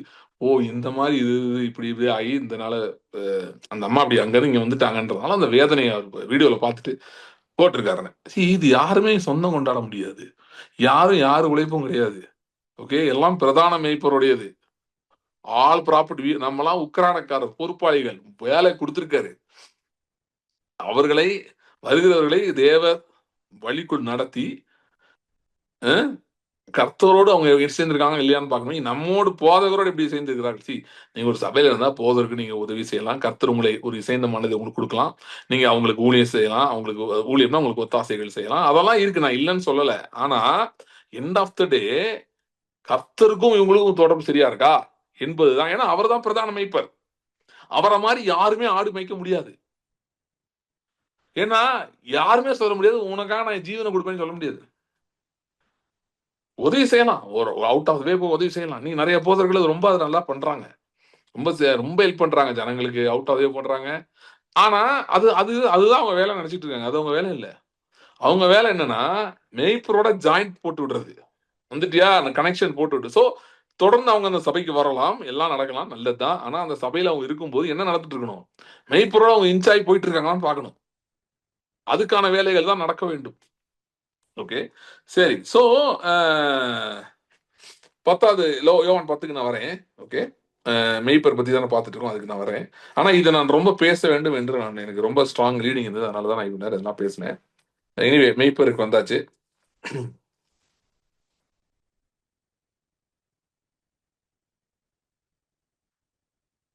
ஓகே.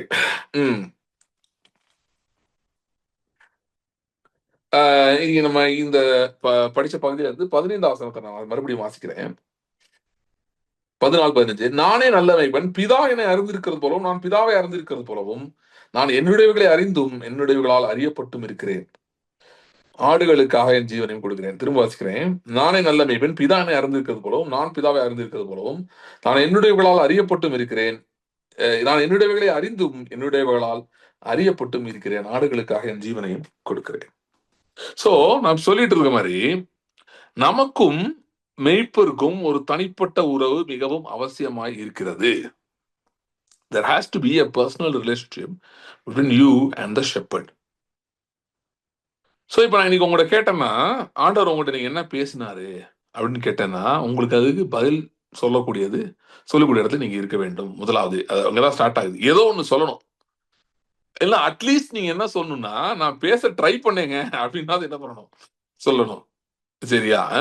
சோ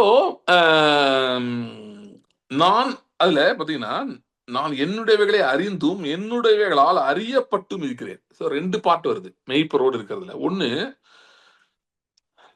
என்னுடையவைகளை அறிந்திருக்கிறேன். சோ முதல்ல இதை கொஞ்சம் பேசுறேன். கர்த்தர் உங்களுடைய மெய்ப்பராகிய கர்த்தர் உங்களுடைய எல்லாவற்றையும் அறிந்திருக்கிறார். திரும்ப சொல்றேன். மெய்ப்பராகிய கர்த்தர் உங்களை பற்றிய எல்லாவற்றையும் அறிந்திருக்கிறார். எல்லாவற்றையும் நினைச்சு இந்த பேசேஜ் இது சொல்ற இன்னொன்னு சொல்லணும் பாருங்க. இது வந்து ரொம்ப ஒரு அற்புதமான பேசேஜ். ஏன் தெரியுமா? இயேசு கிறிஸ்து யோவான் 10ல பேசுறது அவர் வந்து த்ரூ அவுட் அவர் பேசின எல்லா மற்ற பேசேஜஸ் மாதிரி இது ஏதோ தானா இருக்கிற ஸ்டாண்ட் அலோன் பேசேஜ் கிடையாது. புரியுதா? ஸ்டாண்ட் அலோன் பேசேஜ் கிடையாது. ஸ்டாண்ட் அலோன் பேசேஜ்னா என்ன? அன்னைக்கு அவர் வந்தாரு, அவருக்கு ஏதோ தோணுச்சு பேசணும்னு பேசினாரு. நோ. அவர் பேசின எல்லாம் இதுக்கு ஹெவி ஜூயிஷ் க்ரௌட் இருக்க இடத்துல பேசிட்டு இருக்காரு. யூதர்கள் ரொம்ப கூட்டமா நிக்கிறாங்க அந்த இடத்துல பேசிட்டு இருக்காரு. அதுவும் இந்த பரிசேயர்கள் அவங்களா இருக்காங்க அந்த இடத்துல பேசுறாரு. என்ன சொல்றாருன்னா நீங்க பழைய ஏற்பாடு தீர்க்க தரிசனங்கள் படிச்சு பாத்தீங்கன்னா எசேக்கியேல் 34 எடுத்து படிச்சு பாருங்க. எரேமியா 31, 32 இதெல்லாம் படிச்சு பாருங்க. சோ அங்க எல்லாம் ஒண்ணு நடக்குது. என்ன நடக்குதுன்னா என்ன பேசுறாருன்னா ஆண்டவர் இந்த யூதர்களை வந்து இஸ்ரேல் ஜனங்களை ஆண்டவர் எருசலேம்ல கொண்டு போய் சாரி இந்த இஸ்ரேல் தேசத்துல வைத்தார். அவர்கள் அங்க இருந்தார்கள். அதுக்கப்புறம் என்ன நடக்க ஆரம்பிச்சதுன்னா அவர்கள் தேவனுக்கு விரோதமாக கலகம் பண்ணினாங்க. அதனுடைய உச்சகட்டம் என்னன்னா குற்றமற்ற ரத்தத்தை மிகுதியாய் சிந்தினார்கள். எருசலேமை ரத்த பழிகளால் நிரப்பினார்கள். சரியா? இவ்வளவு மோசமாய் ரொம்ப மோசமான ஆண்டவர் வந்து இவர்களை அழித்து போடணும்னு முடிவு பண்ணிட்டார். ஏன்னா மற்ற கானானியர் எபூசியர் ஏமோரியர்லாம் இருக்காங்களே அவங்களோட அவங்க மோசம் பண்ண ஆரம்பிச்சிட்டாங்க. ஒஸ்ட் என்ன தெரியுமா? தங்கள் சொந்த பிள்ளைகளை பிசாசுகளுக்கு பலியிட்டார்கள். இதுதான் உச்சகட்டம். சோ இதுக்கு மேல எல்லாம் மீறி போயிருச்சு. தீர்க்கதரிசிகள் எவ்வளவு சொல்லியும் அவர் கேட்கல. சோ ஆண்டவர் வந்து எருசலேமை அழிக்க போறேன்னு முடிவு பண்ணிட்டார். முடிவு பண்ணி டிஸ்ட்ராய் பண்ண போறேன் நேபுகாத்நேச்சாரை உள்ள கொண்டு வந்து ஆண்டவர் இடிச்சு எல்லாத்தையும் தள்ள வச்சிட்டார். தேவாலயம் கூட வேணான்ட்டார். எனக்கு இவன் இப்படிப்பட்ட ஆளு எனக்கு எதுக்கு இவனுக்கு எவனுமே சரியில்லை அப்படின்னு. சோ இடிச்சு தள்ளி ரொம்ப அது இது பண்ணும்போது அந்த நாட்களிலே இந்த எரேமியா போன்றவர்கள் ஆண்டவர்கிட்ட கேட்கறாங்க. ஆண்டவரே என்ன ஆண்டவரே இப்ப எல்லாம் அவ்வளவுதானா? நீங்க வந்து ஆபிரகாம கூட்டிட்டு வந்து இந்த தேசத்தை கொடுக்குறேன்னு சொன்னது, வாக்கு பண்ணினது இதெல்லாம் அவ்வளவுதானா? முடிஞ்சு போச்சா? இந்த ஜனங்கள் பாஸ் வச்சுட்டாங்க. ஓகே, எனக்கு புரியுது ஏன் நியாய தீர்ப்பு வருது. But is this the end அப்படின்னு ஜெபம் பண்றாங்க. நான் ஒரு 2 வாரம் முன்னாடி தானியேல் இத பத்தி உங்களுக்கு காட்டினேன். சோ அதோட தொடர்பு தான் இது. அப்ப கர்த்தர் வந்து என்ன பண்றாருன்னா, வார்த்தை அனுப்புகிறார். தூதனை கொண்டு பேசுகிறார். சோ நான் சுருக்கமா சொல்லிடுறேன். என்ன மெசேஜ்ன்னு. என்ன சொல்றாருன்னா, என்னுடைய உடன்படிக்கைலாம் முடிஞ்சு போகாது. நீங்க நினைக்கிற மாரி கிடையாது. வானம் பூமி ஒழிஞ்சு போகுமா? அதாவது இந்த மேகம், இந்த ஸ்டார், சன் இதெல்லாம் ஒழிஞ்சிருமா? இதெல்லாம் ஒழிஞ்சுமா? டே நைட்லாம் காணாம போயிருமா? அதெல்லாம் காணாம போலன்னா, என்னோட உடன்படிக்கை மாறாது. அப்படின்னா என்ன அர்த்தம்னா, சன், மூன், ஸ்டார்ஸ்லாம் இருக்கிற வரைக்கும் உடன்படிக்கை நிக்கும். ஓகே. என்ன உடன்படிக்கை நிக்கும் அப்படின்னா, 2 சொல்றாரு. எரேமியா 32 படிங்க. 31, 32 படிச்சு பாருங்க. யாக்கோபோட பண்ணின ஆபிரகாம், ஈசாக்கு, யாக்கோபோட பண்ணின உடன்படிக்கையும் நிக்கும். தாவீதோட பண்ணின உடன்படிக்கையும் நிக்கும்ன்றாரு. சொல்லிட்டு என்ன சொல்றாருன்னா, நான் இந்த ஜனங்களை மறுபடியும் சேர்த்துக் கொள்ளுவேன். எருசலேம்ல கொண்டு வருவேன் அப்படின்றாரு. எருசலேம்ல கொண்டு வரது மட்டும் இல்ல. எருசலேம்ல கொண்டு வரனா மறுபடியும் அவர்களே அந்த வாக்கு பண்ணப்பட்ட தேசத்துல கொண்டு வருவேன்றது மட்டும் இல்ல. அதோட சேர்த்து என்ன சொல்றாருன்னா, இவர்கள் மேல் ஒரு மேய்ப்பரை நான் அருளுவேன். சரியா? அது என்ன மேய்ப்பரு? தாவீது என்னும் மேய்ப்பன்றார். அதாவது தாவீதின் சந்ததியிலே வருகிற மேய்ப்பரை நான் ராஜாவாக ஏற்படுத்துவேன். அவர் மேய்ப்பர் மற்றும் அவர் ராஜா 2ம் இருக்கிறார் அவரு. ஒரே நேரத்துல. ராஜாவாகிய மேய்ப்பர்னு கூட சொல்லலாம். இல்ல மேய்ப்பனாகிய ராஜான்னு சொல்லலாம். 2மே கரெக்ட். அப்படி ஒருத்தர் நான் ஏற்படுத்தி இவர்களை நான் மேய்ப்பேன். இப்ப என்னன்னா, இயேசு கிறிஸ்து இப்ப என்ன பேசுறாரு? இதை எடுத்து எசேக்கியேல் 34, எரேமியா 31, 32ல சொல்லியிருக்கிறதை எடுத்து யோவான் 10ல இயேசு பேசிட்டு யூதர்களுக்கு சொல்றாரு, நான் தான் அந்த மெய்ப்பன்றார். அததான் சொல்ல வராது இந்த இடத்துல. நான் தான் அந்த மெய்ப்பன் அப்படின்றார். அவங்களுக்கு வந்து என்ன அப்படி மெய்ப்பர்லாம் வருவாருன்னு தெரியும். ஆனா இவர் தான் அந்த மெய்ப்பர்னு ஏற்றுக்கொள்ள அவர்களுக்கு விருப்பம் இல்லை. இன்னைக்கு வரைக்கும் விருப்பம் இல்லை நிறைய பேருக்கு. யூதர்களுக்கு அன்னைக்கு சுத்தமா விருப்பம் இல்லை யாருக்குமே. இப்படிதான் இருக்காங்க. அப்பதான் சொல்றாரு, இந்த தொழுவத்தில் இல்லாத ஆடுகள் எனக்கு உண்டு. அப்படின்னா என்னன்னா அப்பவே சொல்றாரு. எசேக்கியேல் 34ல சொல்லியிருக்குது. மேய்ப்பன் எப்படி ஆடுகளை தேடுவேன் அப்படின்னு என்னை பத்தி நான் தீர்க்கதரிசனம் இருக்கே அது. அப்புறம் எரேமியா 32ல இருக்குது. இன்னும் நிறைய பகுதிகள்ல இருக்குது. சங்கீதம் 23ல வர கர்த்தரின் மேய்ப்பராக அது. இதெல்லாம் வந்து ஆடு நீங்க தான் ஃபர்ஸ்ட் லைன்ல நீங்க தான் இருக்கீங்கப்பா. உங்களுக்கு தான் இதெல்லாம் கொண்டு வந்து கொடுக்குறேன் நானு. நீங்க ரிஜெக்ட் பண்றதுனால இப்ப நீங்க எனக்கு தெரியும். அவர் நமக்கு கல்லுகளினாலே பிள்ளை உண்டாக்க வல்லவர் இல்லையா அவரு.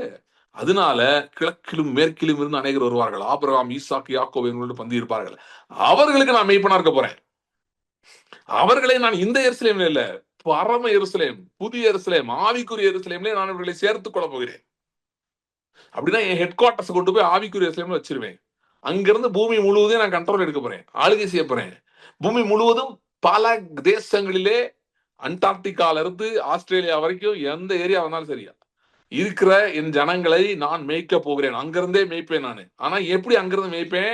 என் ஆவியை இவர்களுக்குள் வைத்து விடுவேன். ஆகவே நான் மேய்க்க போகிறேன். நான் சும்மா மேய்க்கிறார். தேவ பலத்தோடு நான் மேய்ப்பேன். மீக 5ஆம் அதிகாரம் படிச்சு பாருங்க. வெளிப்படுத்தல் 14ஆம் அதிகாரம் படிச்சு பாருங்க. வெளிப்படுத்தல் 7ஆம் அதிகாரம் படிச்சு பாருங்க. மேய்ப்பரை பத்தி வருது. ராஜாவாகிய மேய்ப்பர், கிறிஸ்துவாகிய மேய்ப்பர். எப்படி ஒரு ராஜா மேய்ப்பராகவும் இருந்து ஆடுகளை மேய்க்க போறேன் அப்படின்றத பத்தி தீர்க்க தரிசனமாக பேசுகிறார்.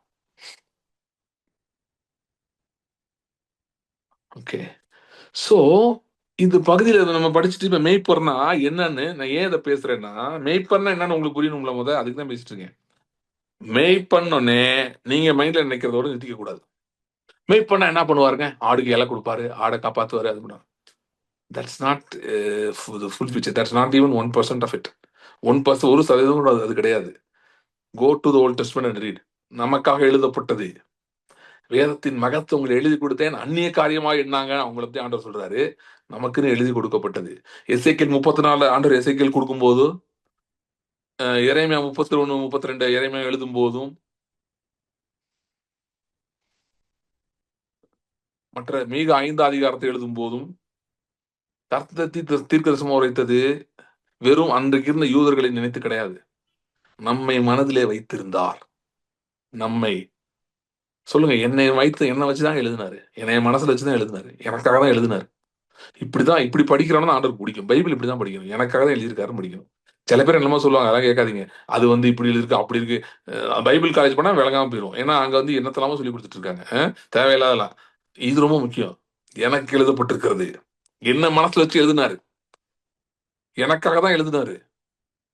அப்படி படிங்க. அப்படிதான் படி. ஏன்னா அதான் உண்மை, அதான் சத்தியம். வேற யாருக்கும் எழுதல. இயேசு விசுவாசிக்கிறீங்களா? இயேசு கிறிஸ்து உங்கள் ஆண்டவராக ரட்சகராக ஏற்றுக்கொண்டிருக்கீங்களா? அப்பனா இதெல்லாம் உங்களுடைய உங்கள் சொத்து. இந்த வார்த்தைகள் எல்லாம் உங்களுடைய சொத்து. மேய்ப்பர் எப்படி மேய்க்கிறார் என்பது உங்களுடைய சொத்து. எப்படி மேய்க்கிறாருன்னு கொஞ்சம் சொல்றேன் பாருங்க. ரொம்ப கவனிக்கும் இதெல்லாம் நம்ம. அதுக்கு முன்னாடி ஒண்ணு சொல்லிடுறேன். உங்களை நன்றாய் அறிந்தவர் அவர். நம்மளை பத்தி நம்ம பிறக்கிறதுக்கு 1000 2000 வருஷத்துக்கு முன்னாடி எல்லாம் எழுதியிருக்காங்க. 2000 வருஷத்துக்கு மேல. அப்ப கர்த்தருடைய மனதில் நீங்கள் எழுதியீர்கள். இயேசு கிறிஸ்து சிலுவையில் இருக்கும்போது அவர் தம்முடைய சந்ததியை கண்டு நீடித்த நாளா இருப்பார். அவர் தம்முடைய ஆத்ம வருத்தத்தின் பலனை கண்டு திருப்தி ஆவார். அப்புறம் வந்து தமக்கு முன்பாக வைத்திருந்த சந்தோஷம். இதெல்லாம் நம்ம தான். நம்மளதான் சொல்லுது. ஏன்னா நாம அவரை விசுவாசிக்கிறோம். ஆண்டவருக்கு வந்து வேற எதுவும் பெருசா தேவையில்லைங்க. அவருக்கு நீங்க காசு கொடுக்கணும் தேவையில்ல. நீங்க வந்து வேற ஏதோ கொடுக்கணும். ஆண்டவருக்கு தேவை அவரை விசுவாசிப்பவர்கள். அதுதான் ஆள் கம்மி. நீங்க விசுவாசித்து விட்டீர்கள். அவரை ஏற்றுக்கொண்டு விட்டீங்க. இது எவ்வளவு பெரிய விஷயம் தெரியுமா ஆண்டவர் முன்பாக? அவருக்கு இதுக்குதான் ஆள் கிடைக்க மாட்டேங்குது. அவருக்கு இப்படின்னு போய் வேலை செய்யறதுக்கு 10,000 1000 10,000 தேவதூதர்கள் இருக்கிறார்கள். அவரை தொடர்ந்து ஆராதித்துக் கொண்டே இருக்கிறார்கள். 1000 10,000 பரிசுத்தவான்கள் இருக்காங்க அவரோட. சோ அவருக்கு மற்றதான் பிரச்சனை இல்ல. அவருக்கு வேலை பிரச்சனைனா பூமியிலே விசுவாசிக்கிறவர்கள் கம்மி. நீங்கள் விசுவாசித்தீர்கள். இது எவ்வளவு பெரிய விஷயம் அவருக்கு. அதனால இதெல்லாம் உங்களுக்கு தான் எழுதி வைத்திருக்காரு. இது உங்களுடையது.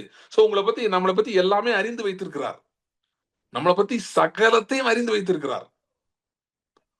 ஓகே. ஆனா அடுத்த பகுதி எது பாருங்களா? என்னுடையவர்களால் அறியப்பட்டு இருக்கிறேன். அங்கதான் நம்ம ப்ராக்ரஸ் பண்ணிட்டு இருக்கோம். இன்னும் ப்ராக்ரஸ் பண்ண வேண்டி இருக்கிறது. நான் மீக 5ஆம் அதிகாரத்துல இருந்து படிக்கிறேன். ரொம்ப அருமையான பகுதி இது. எப்படி அவர் மேய்க்கிறார் என்பதை பற்றி சொல்லுகிறது. அதாவது நான் உங்களுக்கு புரிய வைக்கிறேன் பாருங்களேன். ராஜாவும் மேய்ப்பர் இப்படி கலந்து வருதுன்றது. ஒண்ணுல இருந்தே வாசிக்கலாம். சேனைகளுடைய நகரமே, மீக 5 எடுத்துக்கொள்ளுங்கள். சேனைகளுடைய நகரமே இப்பொழுதும் தண்டு தண்டாக கூட்டிக்கொள். நமக்கு விரோதம் முற்றுகை போடப்படும். இஸ்ரவேலுடைய நியாயாதிபதியை கோலினால் கன்னத்தில் அடிப்பார்கள். யாரு? யார கோல்னால கன்னத்துல அடிச்சாங்க? லிண்ட்சி சந்தனை. இப்ப தெரியுமில்ல உங்களுக்கு? இயேசு கிறிஸ்து. அடுத்து, எப்ராத்தா எனப்பட்ட பெத்லஹேமே, நீ யூதேயாவில் உள்ள ஆயிரங்களுக்குள் சிறியதாயிருந்தும் இஸ்ரவேலை ஆளப் போகிறவர் உன்னிடத்திலிருந்து புறப்பட்டு என்னிடத்தில் வருவார். அவருடைய புறப்படுதல் அனாதி நாட்களாகிய பூர்வத்தினுடையது. யார் பெத்லஹேம்ல பிறந்தது? நமக்கு தெரியும். 4வது வசனம் பாருங்க. அவர் நின்று கொண்டு கர்த்தருடைய பலத்தோடும், அப்படின்னா the power of God, the strength of God, நம்முடைய தேவனாய் கர்த்தருடைய நாமத்தின் மகத்துவத்தோடு மேய்ப்பார். ஆகையால் அவர்கள் நிலைத்திருப்பார்கள். அவர் இனி பூமியின் எல்லைகள் பரியந்தமும் மகிமைப்படுவார். இவரே சமாதானக்காரனர். அசிரியன் நம்முடைய தேசத்தில் வரும்போதும் நம்முடைய அரண்மனைகளை மிதிக்கும் போதும் 7 மேய்ப்பரையும் மனுஷரில் 8 அதிபதிகளையும் அவனுக்கு விரோதமாக நிறுத்துவேன். இவர்கள் அசிரியா தேசத்தையும் நிம்ரோதுனா ராட்சத பூமி, நிம்ரோதின் தேசத்தையும் அதனுடைய வாசல்களுக்கு உட்புறமாக பட்டயத்துக்கு இரையாக்குவார்கள். அசிரியன் அந்த நாட்டில் இருந்த மிக வல்லமையுள்ள ஒரு ராஜா. அசிரியன் நம்முடைய தேசத்தில் வரும்போதும் நம்முடைய எல்லைகளை மிதிக்கும் போதும் அவனுக்கு நம்மை தப்புவிப்பார். யாக்கோபிலே மீதியானவர்கள் கர்த்தரால் வருகிற பணியை போலவும், மனுஷருக்கு காத்திராமலும் மனுப்புத்தருக்கு தாமதியாமலும் பூண்டுகள் மேல் வருகிற மலைகளைப் போலவும் அநேக ஜாதிகளின் நடுவிலே இருப்பார்கள். யாக்கோபிலே மீதியானவர்கள் சிங்கம் காட்டு மிருகங்களுக்குள்ளே இருக்கிறதுக்கு சமானமாகவும், கடந்து போய் மிதி தப்புவிப்பார் இல்லாமல் பீதி போடுகிற பாலசிங்கம் ஆட்டு மந்தைகளுக்குள்ளும் இருக்கிறதுக்கு சமானமாகவும் ஜாதிகளுக்குள் அநேக ஜனங்களின் நடுவே இருப்பார்கள். உன் கை உன் விரோதிகள் மேல் உயரும், உன் சத்துருக்கள் எல்லாம் சங்கரிக்கப்படுவார்கள். யோசித்து பாருங்க. இதெல்லாம் எங்க இருந்து வருது? ஏன் வருதுன்னா மெய்ப்பர்னால வருது. இப்படிப்பட்ட மெய்ப்பர் அவரு. அவர் மெய்ப்பர்னா ஏதோ நீங்க இந்த கிழிஞ்ச ட்ரெஸ் போட்டுட்டு நடந்து ஆடையெல்லாம் பேன்னு கத்திட்டு போற மெய்ப்பன் நினைக்காதீங்க. இவர் ஒரு ராஜரீக மெய்ப்பன், ராஜாவாகிய மெய்ப்பன் இவர். அதனாலதான் அறியணும்ன்றது முக்கியம். மெய்ப்பனோட நமக்கு வந்து ஏதோ இல்லாம வருது. இல்ல, இதுதான் மெய்ப்பர். இப்படிப்பட்ட மெய்ப்பர் இருக்கிறார். நீங்க அவருடைய மேய்ச்சலுக்குள்ள இருந்தீங்கன்னா, அங்கே இருந்தீங்கன்னா நீங்க எப்படி மாறுவீங்கன்னா, ஆடா உள்ள போனாலும் சிங்கமா வெளியே வருவீங்க. சிங்கம் ஜனங்களுக்குள்ள இருக்கிறது மாதிரி இருப்பாங்க. ஆடுகளுக்கு மத்தியில சிங்கம் தான் எப்படி இருக்கும்? அப்படி இருப்பாங்க. நீங்க சொல்லலாம், இல்ல பிரதர் நானும் ரட்சிக்கப்பட்டிருக்கேன். ஆனா எனக்கு இந்த மாதிரிலாம் அனுபவம் இல்லையே. எனக்கு இந்த மாதிரிலாம் இல்ல. எனக்கு வந்து வேற மாதிரி தான் இருக்கு. நான் தான் ஆடு மாதிரி இருக்கேன். அவன் தான் சிங்கம் மாதிரி இருக்கான். என்னை மிரட்டுறாங்க, எனக்கு இந்த சூழ்நிலைகள். சில பேருக்கு மனுஷர்களால் பிரச்சனை வரலாம், சில சூழ்நிலைகள் உங்களை மிரட்டலாம். அது சிங்கம் மாதிரி, நீங்க ஆடு மாதிரி இருக்கலாம். ஓகே, அப்படி இருக்கலாம். கவலைப்படாதீங்க. அப்படி இருக்கிறீங்கன்னா வருத்தப்படாதீங்க. கர்த்தர் உங்கள் மெய்ப்பர் என்று நான் உங்களுக்கு சொல்ல விரும்புகிறேன். அவர் ஒரு ராஜரீக மெய்ப்பர். வாட் இஸ் மிஸ்ஸிங் இஸ், நீங்க இன்னும் அவரோட மேய்ச்சல்ல கொஞ்சம் உட்கார வேண்டி இருக்குது போய். அதுதான், உட்கார்ந்தீங்கனாலே போதும். மேய்ச்சல்ல உட்கார்ந்தீங்கன்னா, தினந்தோறும் ஒரு மேய்ச்சல்ல கொஞ்சம் உட்கார ஆரம்பிச்சீங்கன்னா, ஆ, தினந்தோறும் கொஞ்சம் டைம் எடுத்து மேய்ச்சல், ஆண்டவரே நீர் என்னை மேய்த்தருளும். போய் ஆண்டவர்ட்ட போனோடனே, ஆண்டவரே இவ்வளவு பிரச்சனை கடை அதெல்லாம் சொல்லாதீங்க. ஓரமா வைங்க. அதே நேரத்துல எடுத்தோன்னே போய் உங்க கன்ஃபெஷனும் ஆரம்பிச்சிடாதீங்க. இதெல்லாம் கன்ஃபஸ் பண்றேன், அதெல்லாம் நீங்க ஜெபம் முடிச்ச பிறகு கன்ஃபஸ் பண்ணிக்கோங்க, அது வேற விஷயம். ஜெபம் பண்ண போகும்போது ஜெப நேரத்திலேயே இதெல்லாம் பண்ண வேணாம். போய் உட்கார்ந்துட்டு, கர்த்தாவோட மேய்ச்சலை நான் அனுபவிக்க விரும்புகிறேன். உடைய மேய்ச்சலை அனுபவிக்க விரும்புகிறேன். வேதம் சொல்லுகிறது, ஆண்டவரே பூர்வ நாட்களில் அவர்களை, தீர்க்கதரிசனம் வருது, பூர்வ நாட்களை மேய்த்ததை போல அவர்களை மேய்த்தருளும். பாசானில் மேய்வார்களாக. பாசான்னா ஒரு பேஷன் அப்படின்றது வந்து ஒரு பயங்கர ஃபர்டைல் லேண்ட். ஆடு மாடுகள் வைத்திருந்த அந்த நாட்கள் வந்து மனாசேயர், ரூபனியர், மனாசே, அப்புறம் மனாசேயின் பாதி கோத்திரம். ரூபனியர் காத்தன், மனாசேயின் பாதி கோத்திரத்தார். இவங்களுக்குலாம் வந்து பாத்தீங்கன்னா நிறைய ஆடு மாடு இருந்துச்சு. அதனால பாசானை வந்து அவங்க வேணும்னு கேட்டு வாங்கினாங்க மோசேட்டு போய். ஸோ ஏன்னா அது ரொம்ப ஃபர்டைல் லேண்ட். பாசான்ல இருந்து வர்ற அந்த கவுலாம் வந்து ரொம்ப நிறைய பால் கொடுக்குமா. அந்த மாதிரி பயங்கர ஃபர்டைல், செழிப்பின் அடையாளம் பாசான். சோ சொல்றான், ஆண்டவரே பூர்வ நாட்டில் மேய்த்தது போல அவர்களை மேய்த்தருளும், அவர்கள் பாஸ்தானில் மேய்வார்களாக. கர்த்தர் உங்கள் மேய்ப்பராய் இருந்தா அதை நீங்க அனுபவிக்க. நம்ம எல்லாரும் கர்த்தர் மேய்ப்பராய் இருக்கிறார்ன்றத சைன் பண்ணிருக்கோம். நீங்க எல்லாம் ரட்சிக்கப்பட்டீங்களா, ஏசு கிறிஸ்துவை ஆண்டவரா ஏற்றுக்கொண்டீங்களா அப்படின்னா எதுக்கு சைன் பண்ணிருக்கீங்கன்னா, கர்த்தருடைய மேய்ச்சலுக்கு வர்றதுக்கு சைன் பண்ணிருக்கீங்க. உங்களுக்கு சபையெல்லாம் சொல்லி கொடுத்த மாதிரி, இல்ல எங்கேயோ சொல்லி கொடுத்த மாதிரி கிறிஸ்துவுக்காக என்ன பண்ணேன், கிறிஸ்துவாக என்னத்தை கலட்டினேன், அதுக்காக வரல. சரியா? அதெல்லாம் கலட்டலாம், பொறுமையா கலட்டுவோம். முதல்ல வந்து நம்மகிட்ட இருந்து காட்ட வேண்டியது நிறைய இருக்கு. நாமே நம்மை மேய்த்து கொண்டிருக்கிறோம். இல்ல பிரதர், நான் அப்படிலாம் பண்றதே இல்லை. கவலைப்படுறீங்களா? கவலைப்பட்டா என்ன சொல்றீங்க தெரியுமா? நான் என் மெய்ப்பனாய் இருக்கிறேன், எனக்கு நிறைய குறைவு இருக்கிறது,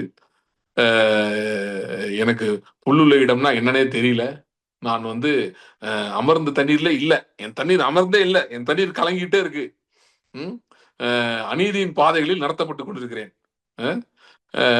அந்த மாதிரிதான் இருக்கு. அப்படிதான் இருக்கு. நீங்க ரட்சிக்கப்பட்டிருக்கீங்க, இதுக்கு தான் சைன் பண்ணிருக்கீங்க, ஆனா வேற மாதிரி இருக்கீங்க. ஏன்னா வந்து நம்ம இன்னும் வந்து எனக்குலாம் சில நேரம் பாத்தீங்கன்னா, நான் சொல்றேன், சில ஏரியாஸ்ல இந்த கவலை விட்டு வெளியே வரதுக்கு நான் கொஞ்ச நாள் ஜெபிக்க வேண்டியது இருக்குது. அப்பதான் முடியுது. நமக்கே தெரிய மாட்டேங்குது, அந்த அளவு டிசப்ஷன்ல இருக்கோம் நம்ம. Pressure, heavy pressure is on us. சரியா? நான் இதை கொஞ்ச நாள் பேச போறேன், இந்த பிரஷர் சப்ஜெக்ட். ஏன்னா நிறைய பேர் இப்படி இருக்காங்க. டார்கெட்ஸ், இந்த நாளுக்குள்ள அதை முடிக்கணும், முடிக்க முடியல, என்ன பண்ணன்னு தெரியல, டைம் இல்ல, ஒண்ணும் இல்ல, இது இல்ல, அது இல்ல.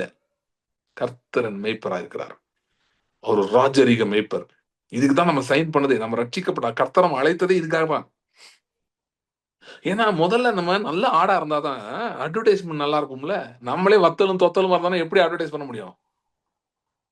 முதல்ல கர்த்தர் இதுதான். நீங்க வந்து நான் கர்த்தருக்கா இது பண்றேன், இது பண்றேன். நிறைய பேர் பார்த்தீங்கன்னா மெக்கானிக்கலா நிறைய பண்றாங்க. அது விட்டுட்டு ஏன் நடக்க மாட்டேங்கிறாங்க? தசமாலாம் கரெக்டா கொடுத்தேன் பிரதர், ஆஃப்ரிக்கன் சீட் சோயிங் எல்லாம் பண்றேன், ஒன்றும் நடக்க மாட்டேங்குது. இது ரொம்ப முக்கியம். சி, இப்படி சொல்றது தப்பா புரிஞ்சுக்காதீங்க. ஒருவேளை உங்களுக்கு வந்து நீங்க ஆஃபரிங் கொடுக்கறது ரொம்ப முக்கியமா, சீடு இதெல்லாம் பண்றது முக்கியமா, இல்ல மெய்ப்பரை அனுபவிக்கிறது முக்கியமானா, அதுதான் முக்கியம். எது முக்கியம்? மெய்ப்பரை அறிந்து கொள்வது ரொம்ப முக்கியம். அப்படி அப்படி அவசியம் இல்லை, ரெண்டுமே செய்யலாம் நீங்க. ஆனா நான் என்ன சொல்ல வரேன்னா, ஒருவேளை அப்படி ஒரு கான்ஃபிளிக்ட் இருக்குன்னா, யூ சூஸ் திஸ். எது? Choose being a sheep. Learn to be a sheep. Sit with God and ask him, teach me Lord. நான் உன்னுடைய ஆடு, எப்படிப்பட்ட ஆடு, நீர் எப்படிப்பட்ட மெய்ப்பர் என்பதை எனக்கு புரிய வையும், நான் அதை அனுபவிக்க விரும்புகிறேன். சி, ஆதி திருச்சபை, நான் அவங்க ஜெபம் உங்களுக்கு காட்டினல, நான் அப்போஸ்தலர் 4ல ஏன் அப்படி ஜெபிச்சாங்கன்னா, இதுல அவங்களுக்கு நல்லா புரிஞ்சிருந்தது. கர்த்தர் எப்படிப்பட்ட மெய்ப்பர், எப்படி எல்லாவற்றையும் ஒரு தேவைகளை எல்லாம் சந்திக்கிற மட்டும் இல்ல, ராஜரீக மெய்ப்பர்னு அறிந்திருந்ததுனாலதான் ஜெபம் பண்ண ஆரம்பிக்கும் போதே அதை கோட் பண்றாங்க எடுத்தோன்னே. புலம்பல் அழுகை அங்க வரல. ஆண்டவரே நாங்க என்ன பண்ண போறோம் இப்படிலாம் சொல்றாங்களே அப்படிலாம் வரல. இப்படி சொன்னாங்க ஆண்டவரே, ஆனாலும் நீங்க இப்படி வார்த்தையில சொல்லியிருக்கிறீர். என்ன சொல்லியிருக்கிறீர்? ஜனங்கள், ஜாதிகள் கொந்தளித்து ஜனங்கள் விருதா காரியத்தை சிந்திப்பானேன் என்று தாவீது வாக்கினால் சொல்லி, ராஜாக்கள் எதிர்த்து நிக்கிறாங்க அப்படின்னு சொல்லியிருக்கிறீர். நீ ஏற்கனவே அவங்க என்ன சொல்ல வராங்க, ஜெபம் எப்படி இருக்குன்னா, ஆண்டவரே இந்த மாதிரி பிரச்சனை இருக்கு, ஆனா நீங்க ஏற்கனவே பத்தி நான் சொல்லியிருக்கீங்க. சொல்லி அதை மட்டும் சொல்லல, எப்படி அது முடிய போகிறது என்பதையும் நீர் ஏற்கனவே சொல்லி இருக்கிறீர் ஆண்டவரே. நீர் ஏற்கனவே அதை சொல்லி இருக்கிறீர்.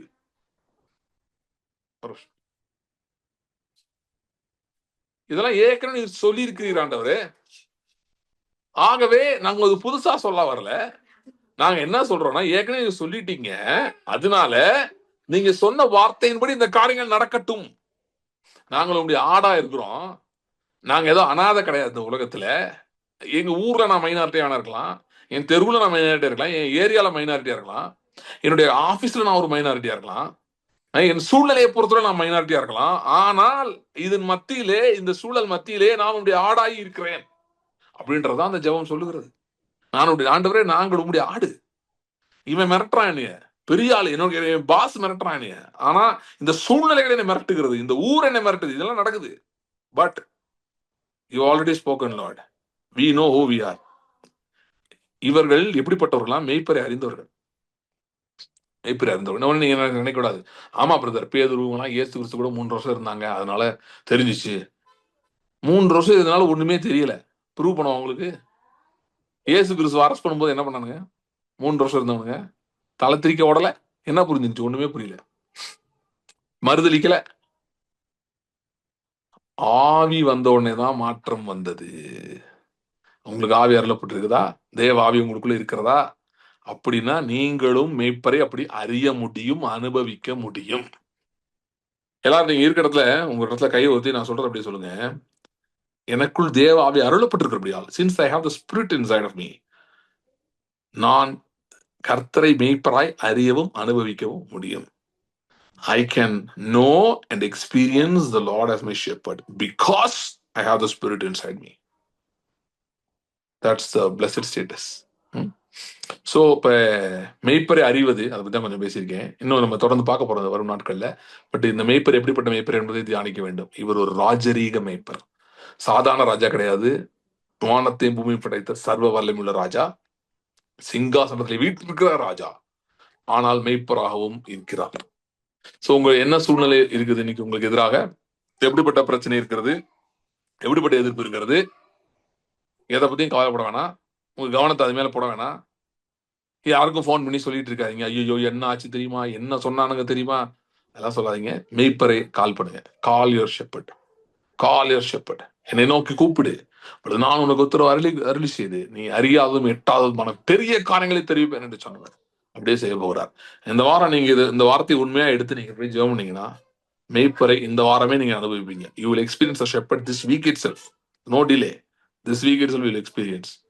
Take time and pray. எடுத்து ஜெபம் பண்ணுங்க, மெய்ப்பரை அனுபவியுங்கள். இந்த நியூ வைன்ல இருக்கிறவங்க இப்படிப்பட்டவர்களை தான் தேவன் எழுப்ப சொல்லி எனக்கு கொடுத்துருக்கிறாரு. வேலை அதுதான் என் வேலை. இந்த காலுக்கு வர்றீங்கன்னா இதுக்கு தான் உங்களை கத்திரிக்க வர வச்சிருக்காரு. எதுக்கு? மெய்ப்பரை எங்கள் தனிப்பட்ட முறையிலே அறிந்து கொள்வதற்காக. ஓகே, ஸோ அதுக்கு அதை கவலைப்படாதீங்க. அந்த ஜேர்னி ஸ்டார்ட் பண்ணுங்க. டிஸ்கரேஜ்மெண்ட் வரலாம், டைவர்ஷன்ஸ் வரலாம், but you will make it because he is with you. அவர் உங்களோடையே இருக்கிறார். உங்களை விட்டு விலகுவதும் இல்லை, கைவிடுவதும் இல்லை என்று சொல்லுகிறார். சரி, நம்முடைய கர்த்தருடைய பந்திக்கு நம்ம போகலாம். நம்ம படிச்ச 10ஆம் அதிகாரத்துல இயேசு கிறிஸ்து ஒரு வார்த்தை சொல்லுகிறார். அவர் என்ன சொல்றாருன்னா, என் ஆடுகளுக்காக நான் ஜீவனை கொடுக்கிறேன் என்று சொல்றார்.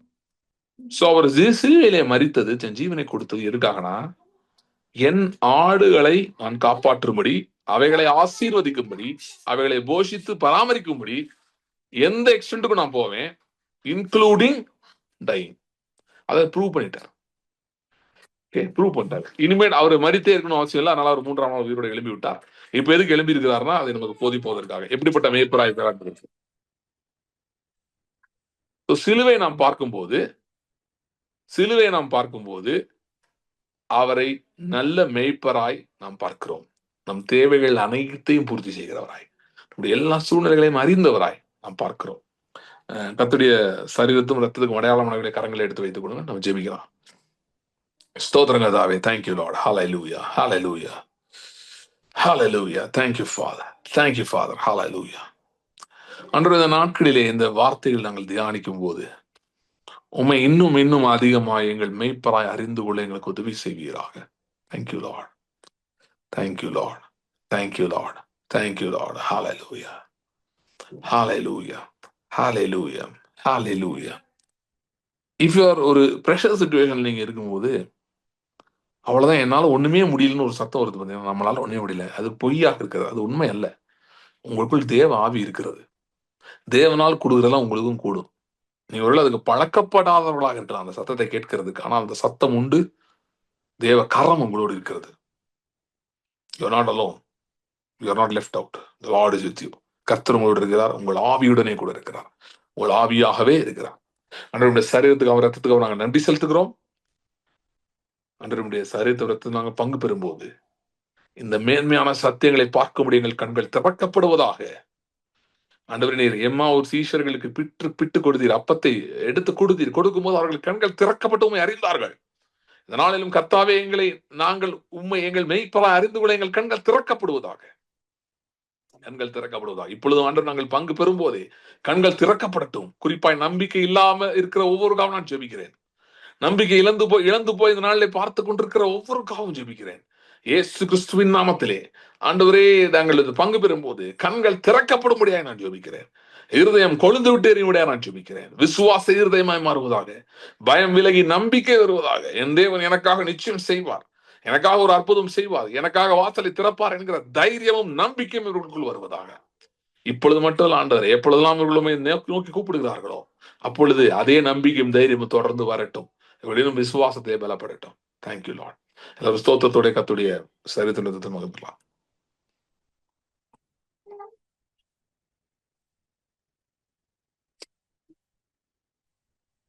ஸ்தோத்திரம் ஆண்டவரே. கர்த்தாவே, இந்த நாளிலும் நாங்கள் நன்றி செலுத்துகிறோம். நம்மளை தொடர்ந்து இந்த நாளிலும் விசேஷமாய் ஆண்டவரே, இந்த மிடில் ஈஸ்ட்ல இருக்கிற மக்களுக்காக தொடர்ந்து ஜெபிக்கிறோம். குறிப்பாய் ஆண்டவரே, உங்களுடைய பிள்ளைகளுக்காக ஜெபிக்கிறோம். குறிப்பா யாருக்கெல்லாம் ஒரு பாதிப்பு இதனால் ஏற்படுத்தப்பட்டிருக்கிறதோ அவர்களுக்காக ஜெபிக்கிறேன். அதே போல ஆண்டவரே, மற்ற இடங்களிலும் இந்த பிரச்சனையினாலே ஏற்படுகிற மற்ற காரியங்களை சந்தித்துக் கொண்டிருக்கிறார்கள். இந்த கேஸ் பிரச்சனை மற்றும் ஆயில் ரிலேட்டட் திங், ஆர் அவங்க ஜாப்ல இதனால பிரச்சனை, இப்படிப்பட்ட ஒவ்வொருக்காகவும் நான் ஜெபிக்கிறேன். கர்த்தாவே, இந்த நாட்களிலே அதிகமாக நீர் எங்கள் மெய்ப்பர் என்பதை அறிந்து கொள்ள உதவி செய்யும். நீர் எங்கள் மெய்ப்பர், இந்த உலகத்தின் சிஸ்டத்தெல்லாம் தாண்டி நீர் வேலை செய்கிறவர் என்பதை புரிந்து கொள்ள உதவி செய்யும். அந்த சிஸ்டம் மூலமா மட்டும் இல்ல, இதெல்லாம் தாண்டி கிரியை செய்யக்கூடும் என்கிற நம்பிக்கையும் விசுவாசமும் ஒவ்வொருவருக்குள்ளும் மறுபடியும் நான் ஜெபிக்கிறேன். Thank you Lord. பயந்து போயிருக்கிறவர்களாக ஜெபிக்கிறேன். கர்த்தாவே, உடைய சத்தம் அவர்களுக்கு கேட்கட்டும். உடைய ஒத்தாசைகள் உதவிகள் வந்து சேரும்படியாக நான் ஜெபிக்கிறேன். குறிப்பாண்டவரே, இந்த இப்படிப்பட்ட பாதிப்புக்குள்ளா இருந்து இந்த காலில் இருக்கிறவர்களுக்காக ஜெபிக்கிறேன். தொடர்ந்து வீடியோல பார்க்கிறவர்களாக ஜெபிக்கிறேன். கர்த்தாவே, உடைய விடுதலை உண்டாகட்டும். ஆண்டவரே, உம்முடைய வழிகள் ஆச்சரியமான வழிகளை அனுபவிப்பார்களாக. உடைய கருத்தில் ஒப்புக்கொடுக்கும். தொடர்ந்து வழி நடத்தும் ஆசீர்வதியும். இயேசு கிறிஸ்துவின் நாமத்தில் ஜெபிக்கிறோம் பிதாவே. ஆமென். ஆமென்.